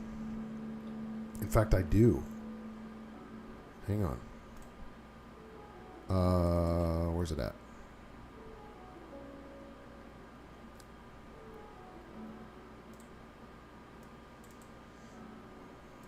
Let me see if I have it.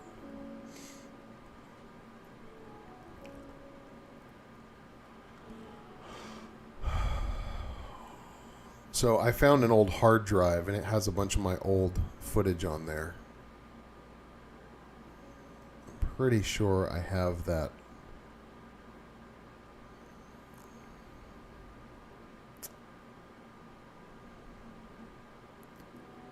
Let me see here.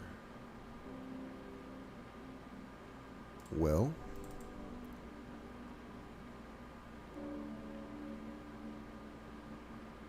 maybe I lied. But either way, while we're talking about it, check this out. I'll show you guys some of my old rifles. How about that? And then we'll wrap it up here shortly.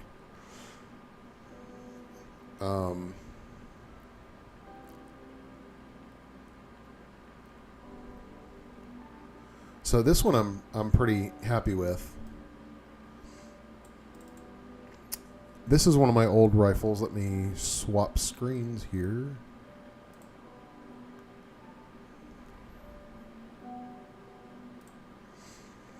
So that is a 100-yard zero with an EOTech. I've been using these same papers for years, man. These printable Freedom Munitions targets.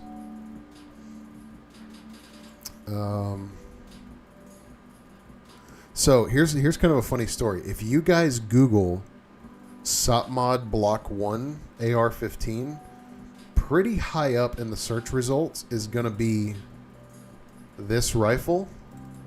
That belongs to me.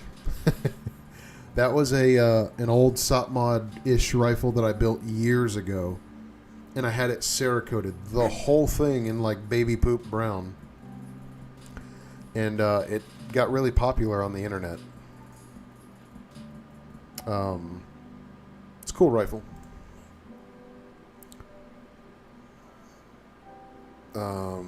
Let's see here. So this was my first AR-15. That was an Arms Room AR.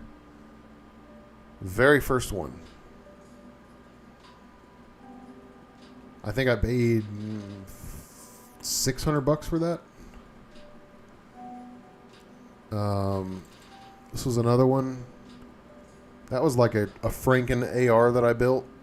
Old suppressor on there. Yep, peanut butter, that's right.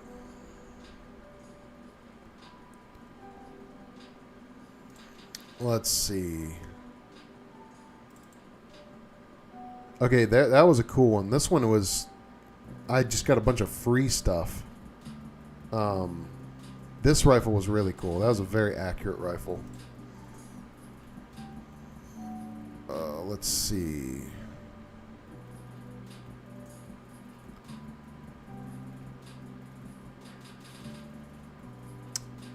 Oh, yeah. These are good. This was a fun one. This was like a super lightweight build that I did with a 14.5-inch barrel. That was a great gun. ALG Defense, ACT trigger. Original Hollow Suns when they first came out. I have built some facsimile of this rifle many times. In fact, my current house gun looks shockingly similar to this.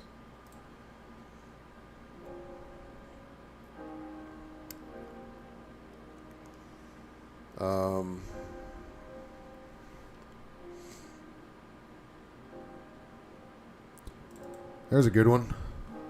That was a coach whip that I blasted with a old Mossberg.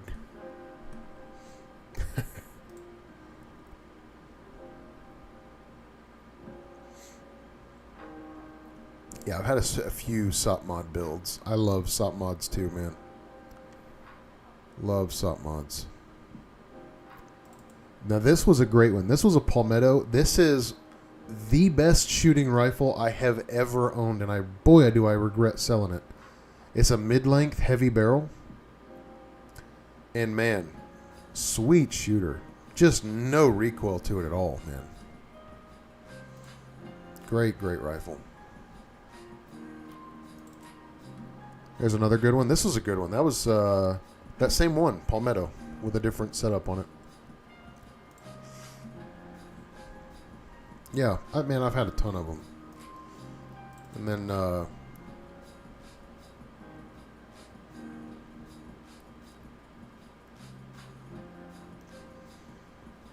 yeah. Yeah, I only have 2 now. Here's a SIG. Anybody remember these?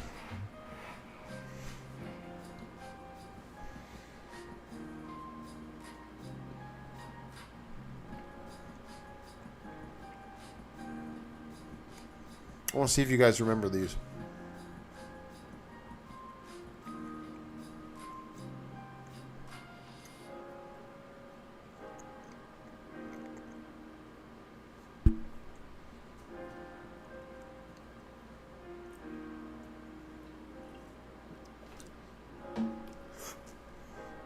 So this is the SP 2022. It's actually a really good gun because you got the 226 and 229 trigger, and it even uses like similar mags and all that for a fraction of the price, like half the price, I think.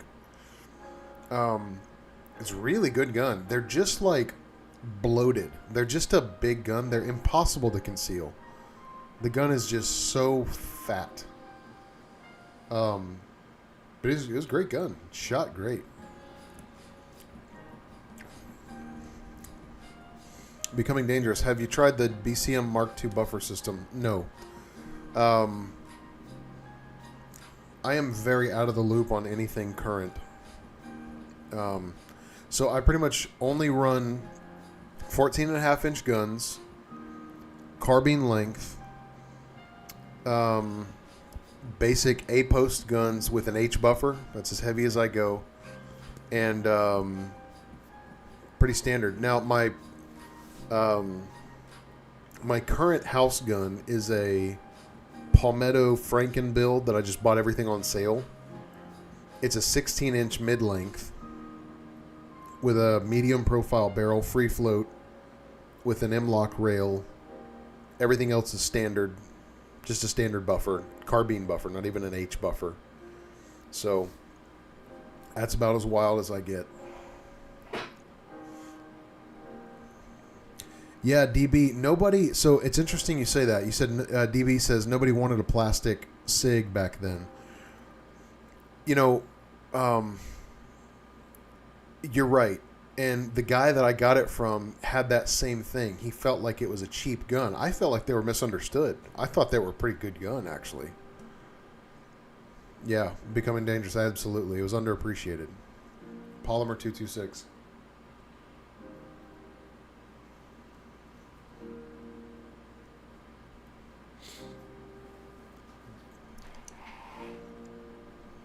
Yep.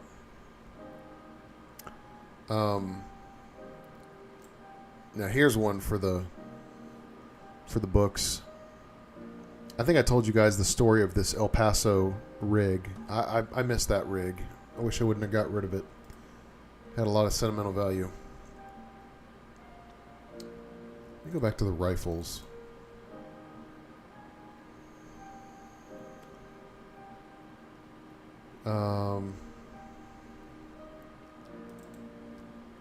Okay, so this was a cool one. So I was really into I don't know if you guys are familiar with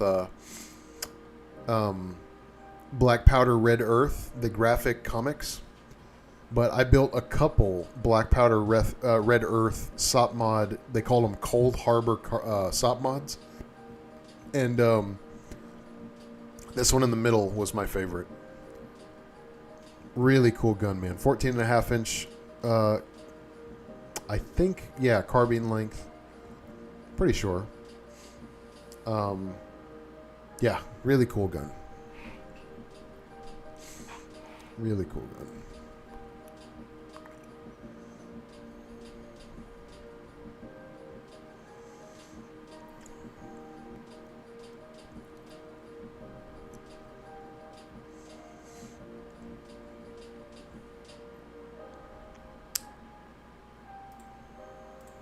Yeah.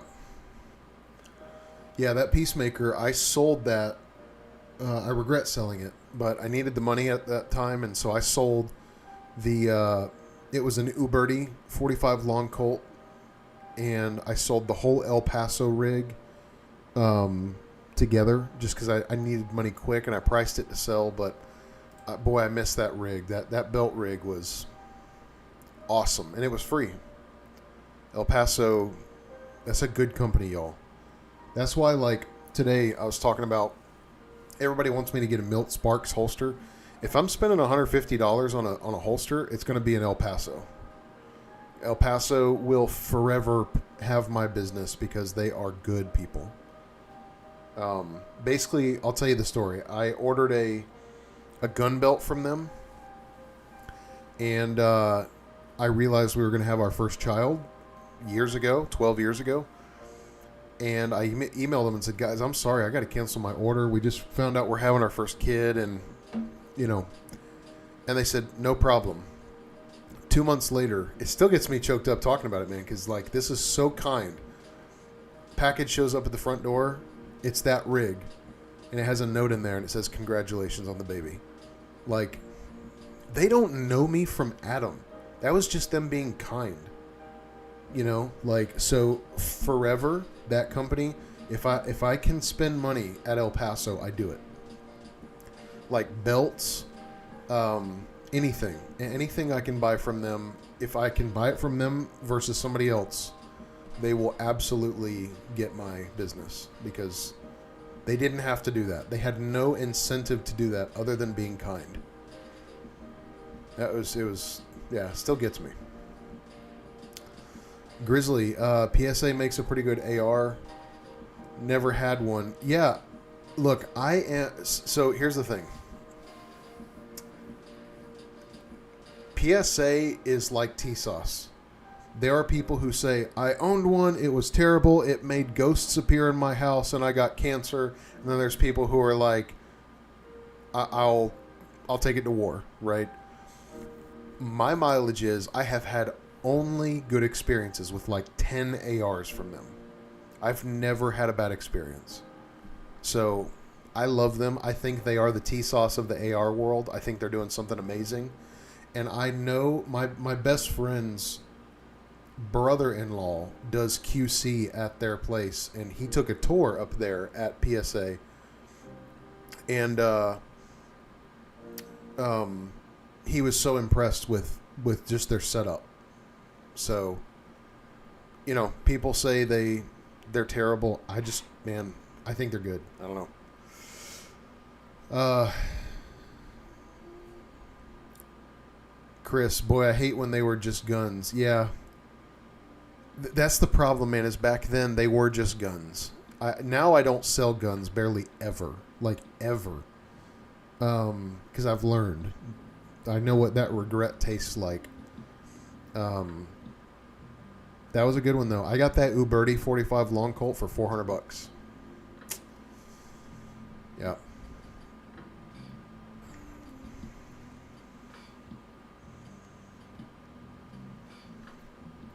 That's awesome, Grizzly.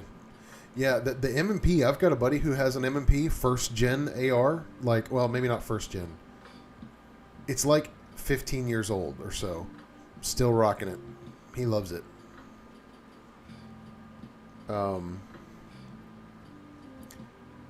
Yeah.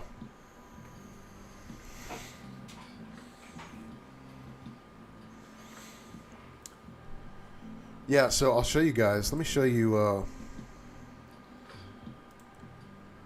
something real quick.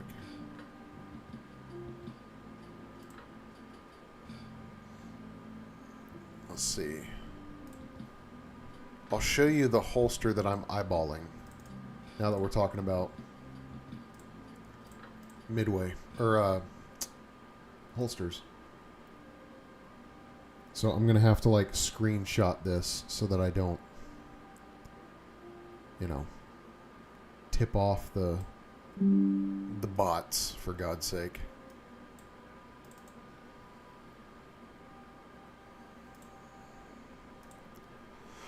So this to me is every bit as good as a Milt Sparks, and it's they're about the same price. They're not cheap, but I'm thinking about grabbing one of these for because I have the Galco Summer Comfort, whatever. It's this, but from Galco, and it's black, and it's great. I love it.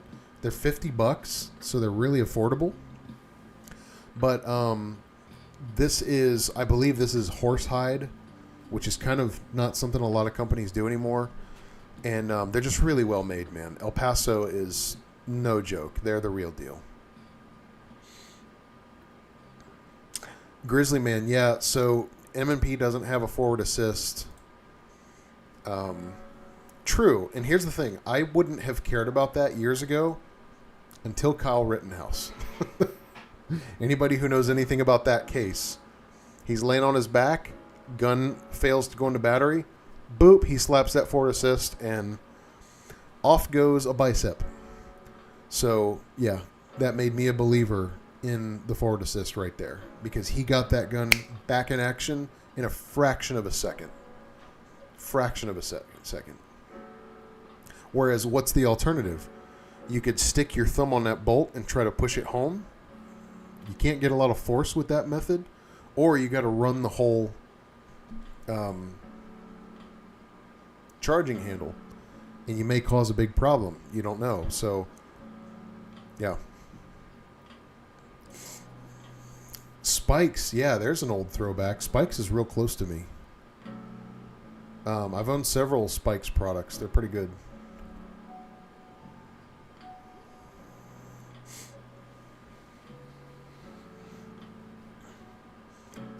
DV. That's funny right there. That's funny.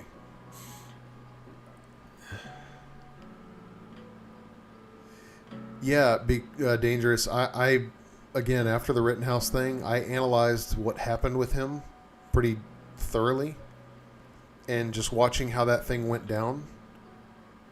Which, by the way, funny story. I was talking with a guy, and he was arguing with me about 1911 capacity, and he's like, 7 rounds ain't enough, 8 rounds ain't enough, and he's like, look at Kyle Rittenhouse. I'm like, how many rounds did Kyle Rittenhouse fire?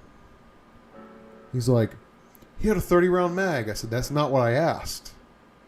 How many rounds did he fire? Pulls it up on his phone. 8 rounds. I just found that a little funny. So, yeah.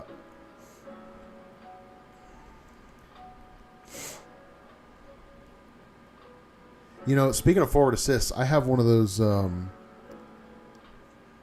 Vietnam era forward assists that like drops down. It's not the round; it's like an oval almost, and it's like I think they call it a teardrop forward assist. It's sitting right in my cabinet behind me.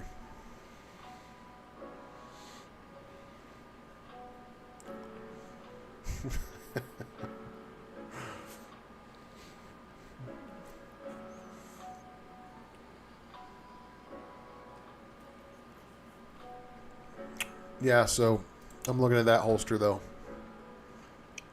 I'm thinking about it.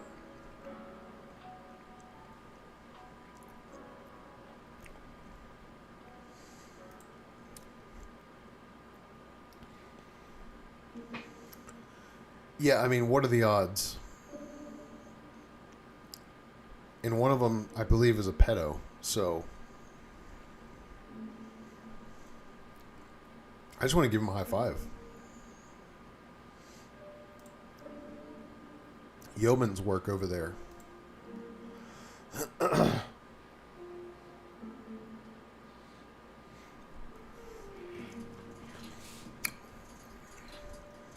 Yeah, DPMS. Man, everybody had a Panther back in the day. That and who's the company that just went out of business? Oh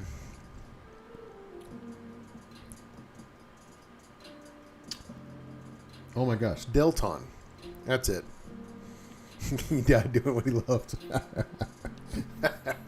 What, chasing minors?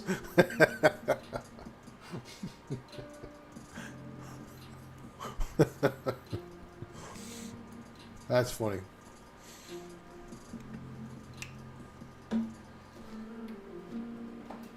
Yeah, Anderson and Delton. Anderson kind of sucks. They were kind of good. Delton? Now, I had a friend who tried out for Blackwater back in the day. He took a Delton to the qualification course. Almost got expert with the Delton, and everybody was blasting and making fun of him because the thing was just a rattling mess. But it ran the whole time.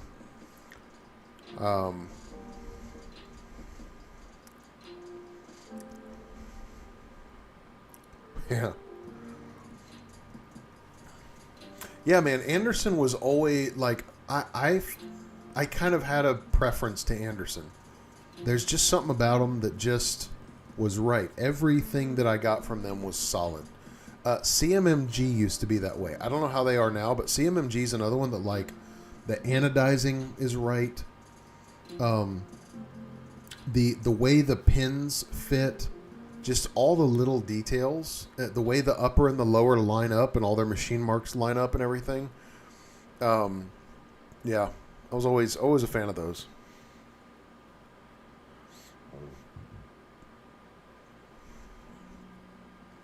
That's cool, man. Yeah, I know a couple guys who tried out for Blackwater and didn't make it. They said it's no joke. It's no joke. What is it now? I don't know what their thing is called now. It's like X something.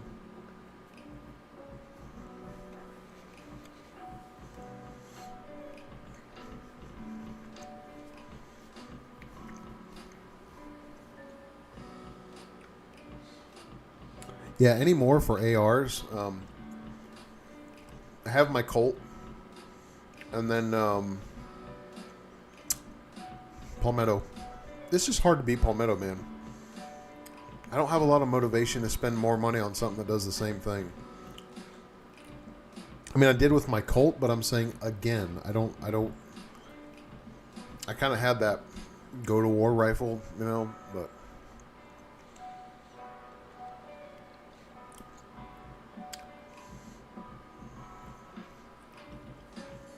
yeah, I suspected that too, DB. Gun Park, you made it.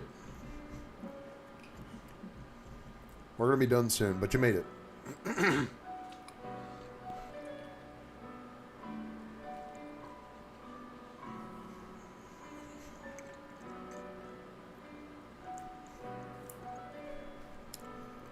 Yeah, anymore, man. ARs are just kind of boring to me. I mean, they're fine, but it's just like I don't know. It's like shooting a Glock. It's like, okay, it works. No surprises. Not that, like, it not working is interesting, but, like, I don't know, man. A single action army is just like, I can hear the solo from Freebird every time I shoot a single action army. The cap and ball guns, 1911s, you know, 870s. Yeah, there you go, Gun Park. Okay, so let's talk about the old 870. So, I talked to my dad about it, and I said, hey, you know, what do you think about me, you know, you giving me that old 870 back and let me restore it? He goes, no way. He's like, I like it the way it is. I was like, dang it.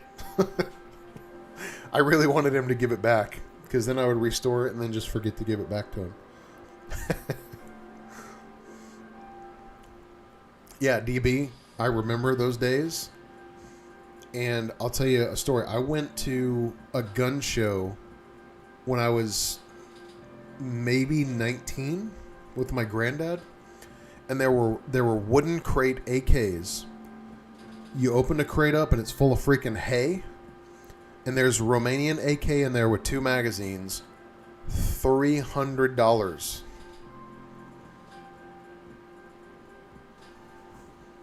That one hurts to think about. There's also a guy who had a Tupperware bin, a basket full of Lugers for $500 a piece. Just bananas, man. Bananas.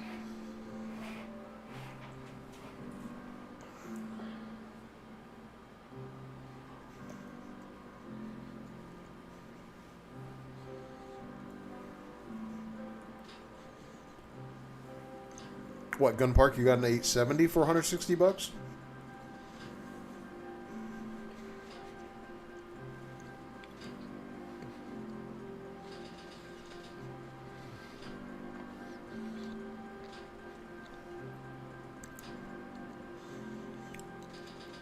Oof, crack, that one hurts. $70 SKSs.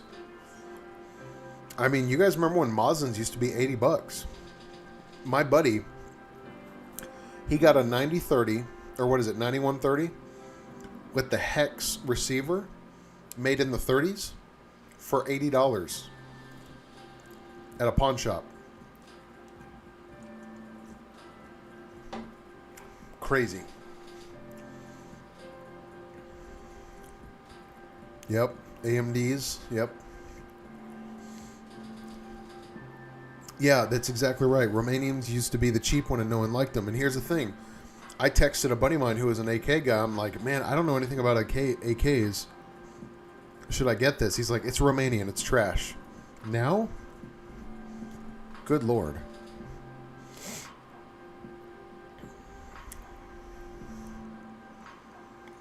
Oof, man, $150 M1 carbines. That chaps me pretty hard.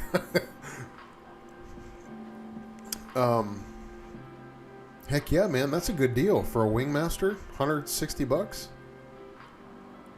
Chris, the Tokarev. I've been wondering about those because boy are they cheap. I'm not gonna lie, I've thought about it.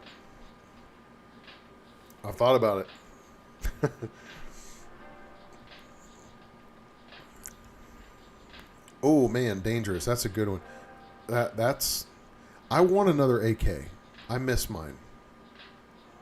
I had the VSKA. I know. Everybody just throw your lettuce and tomatoes at me. I know. But listen, I had great luck with it. That thing ran fantastic, super accurate. And I had somebody's Romanian for a while. It was great. My only problem with the Romanian was the drum had to be drifted way too far to the right to get it to shoot straight, and I just don't like.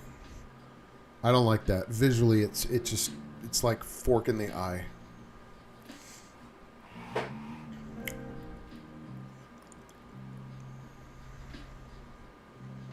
God dang it, Chris. Mosin with 1,000 rounds for $68. Good Lord. Yeah, DB, the VSKA was S2 tool steel forged, made in the USA.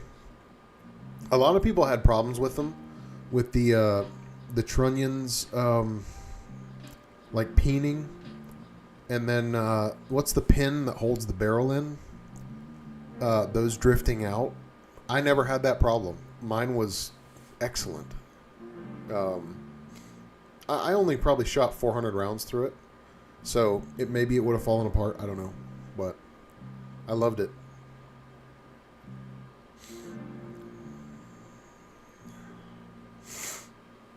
Yeah, man, the SKSs, that was another one.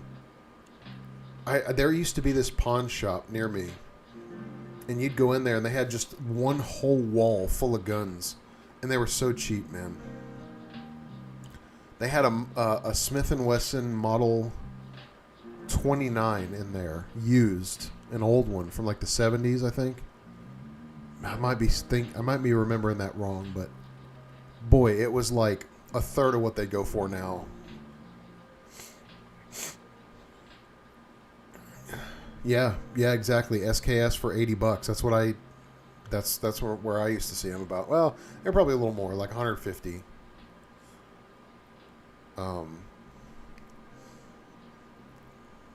Yeah, man. It's not the same anymore. That's for sure. Talk about a gun that holds its value, man. 1960s and 70s 1911s. They sell for full price. More than that.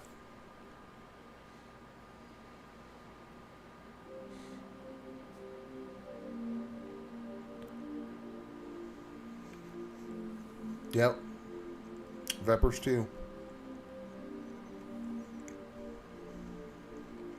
Yeah, exactly, Chris. That's when I look back at what I was spending my money on during that time. I wish I would have just stacked guns to the sky, man. What an investment that would have been. I mean, it's not like a get-rich-quick thing, but even just to have them, not to sell them, you know. I'll say some of the ones that I regret walking away from, that same gun show at the $300 AKs. They had old CMP, like upper tier, not top tier, but upper tier grade 1911s, like $800. Oh, that one hits me.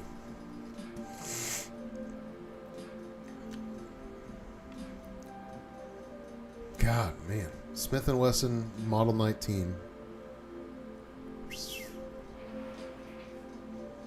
Yeah, dangerous. That's the one to buy. Back when they were like $80, the Mosins. Because, I mean, I paid $350 for mine, and I got a good deal.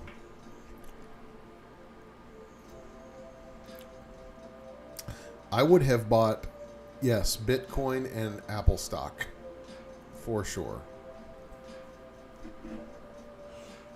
Gun Park, Old Springfield 1911 A1 worth the purchase? Absolutely. Early 2000s Springfields. There's a couple floating around out there that I've seen, and they're beat up.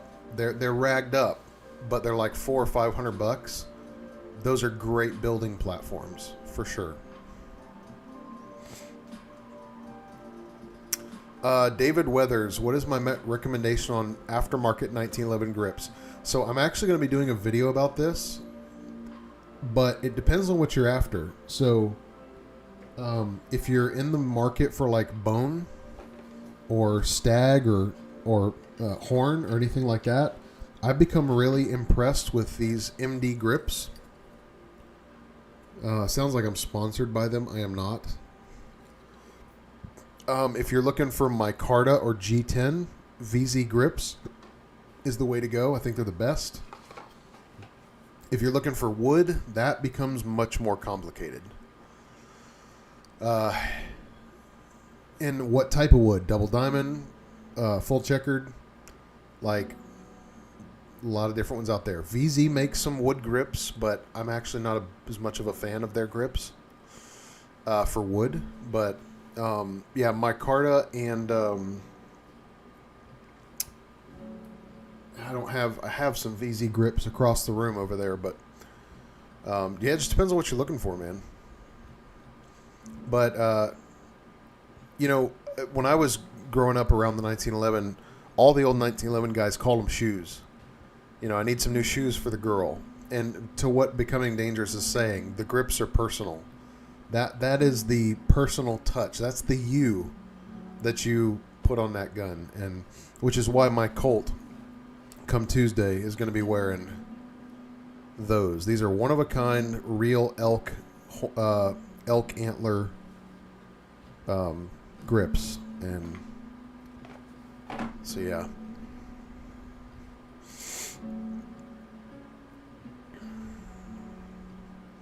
Yes, Chris, great advice there.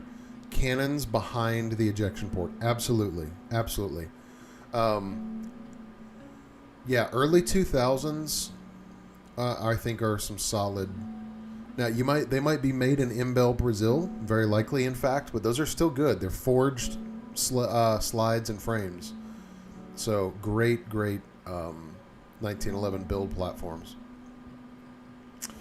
Glenn Whistler, thick or thin grips? I like thick, personally. In fact, here, let me grab some grips. Stand by.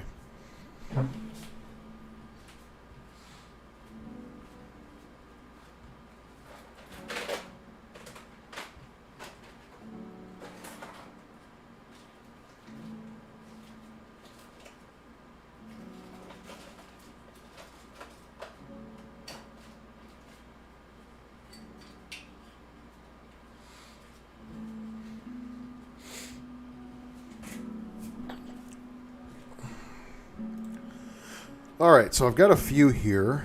So this is VZ grips. These are black G10, and they're like a full checkered. This one in particular has a thumb relief.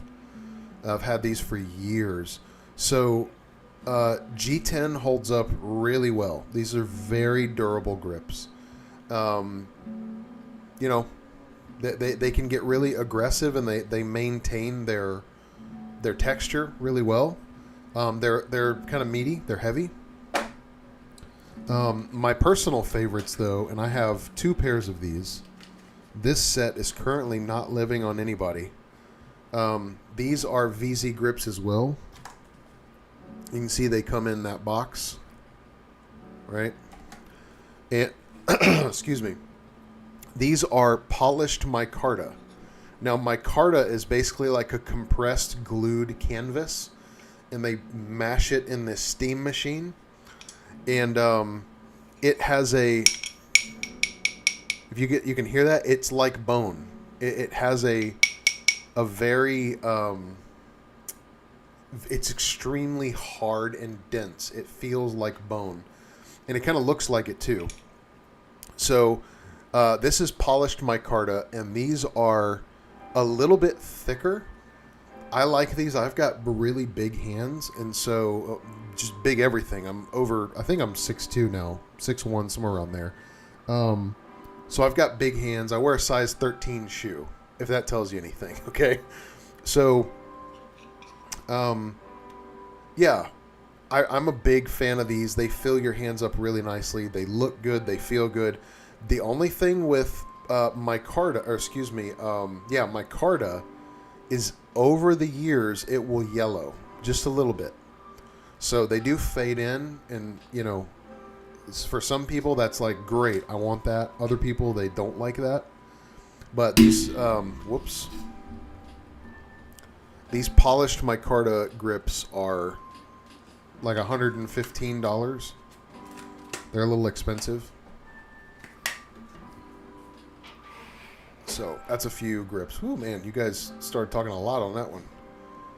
Grips. Yeah, Crack's exactly right. Thin grips are a different thing. I'm not really a fan.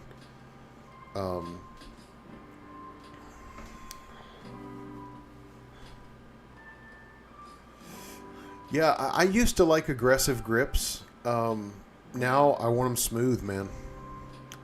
I just realized, like here. Let's see.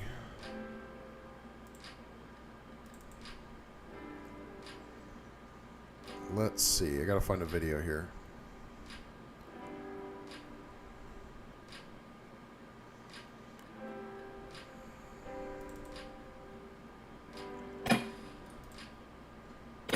So that's with those smooth grips.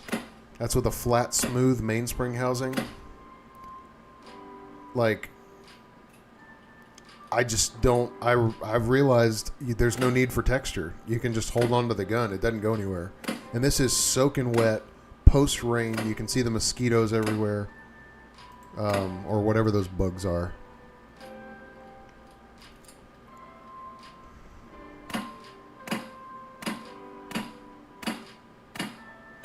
So yeah, I just don't think the texture really does anything. But I'm weird.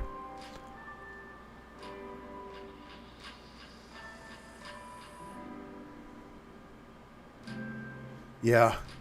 Yeah, some of those bone grips, man, especially like second, third, fourth hand ivory, expensive. Yes, walnut. So let me show you guys one more thing. So one of my favorite movie 1911s is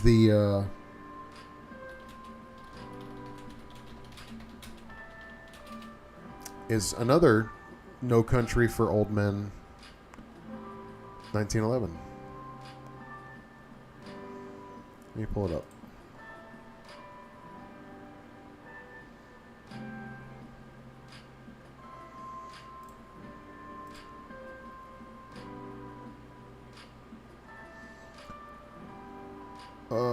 It's not going to show it. Hold on.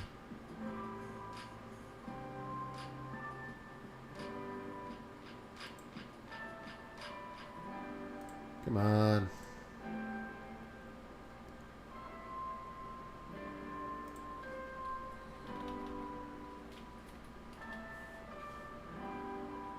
Nope. Let's see if I can find this. It's really hard to find, man. So basically, his gun in No Country for Old Men. And it is a 1970s Mark IV with the walnut grips and the gold Colt medallion. Can't find it, but yeah. Yeah, at Gun Park, I'm a large person. I've got big hands, which is another reason why I really don't do well with micro pistols. It's like shooting a little G.I. Joe toy gun. I can't do it.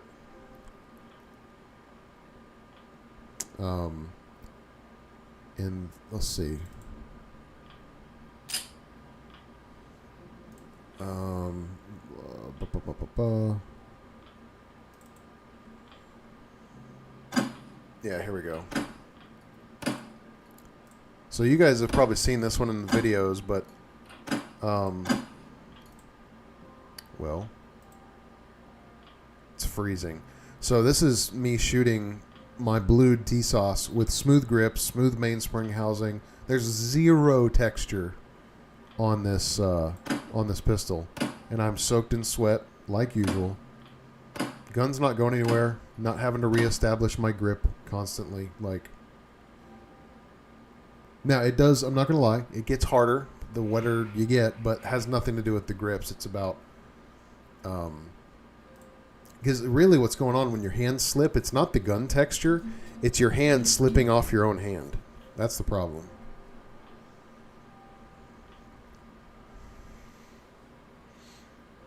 Yep. Ooh, you know what? The Professional. I haven't... Hold on.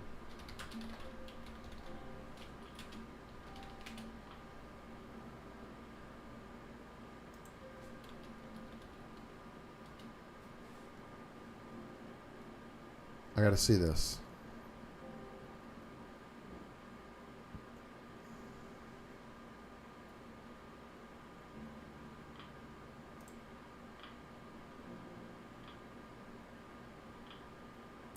So far, it looks like he's got a Beretta 92.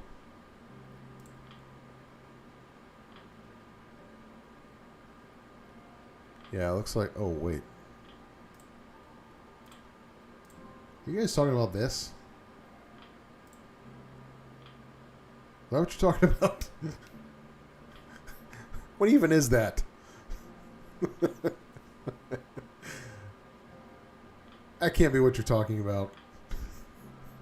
What is this abomination? Yeah, Tommy Lee Jones, Twin Planet. Yeah, Hitman. Oh, I'm a big Hitman fan. I play the game. I've got it. Yeah. The Hitman movie, I need to rewatch it, but back in the day when I watched it, I was not happy.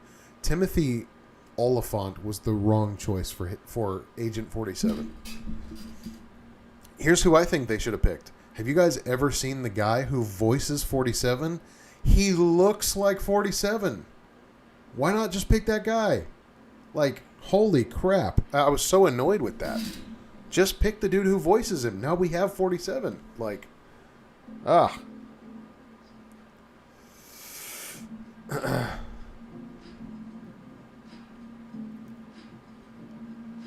Yeah, that's an odd gun for sure. Yeah. Yeah, the No Country for Old Men, he had a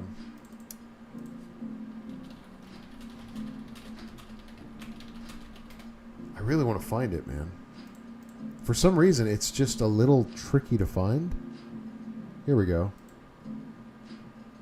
Found it. I just had to word it differently. Okay, check this out. So, you got that one, the nickel, which is slick. There it is. That's the one right there. This is a great picture. Great picture.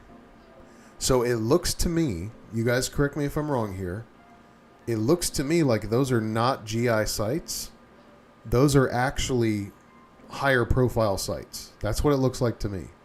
Because those are a little tall to be GI sights.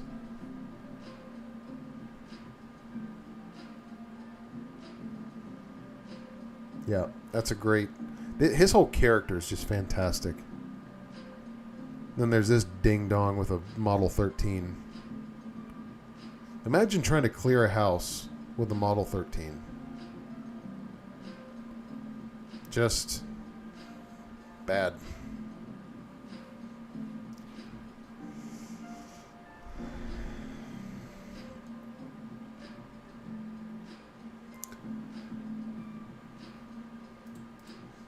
All right, dudes. Well, it's been 2 hours.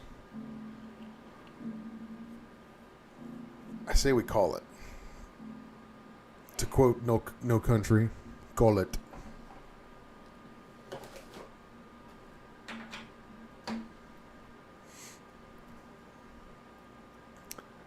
Well, I appreciate you guys being here.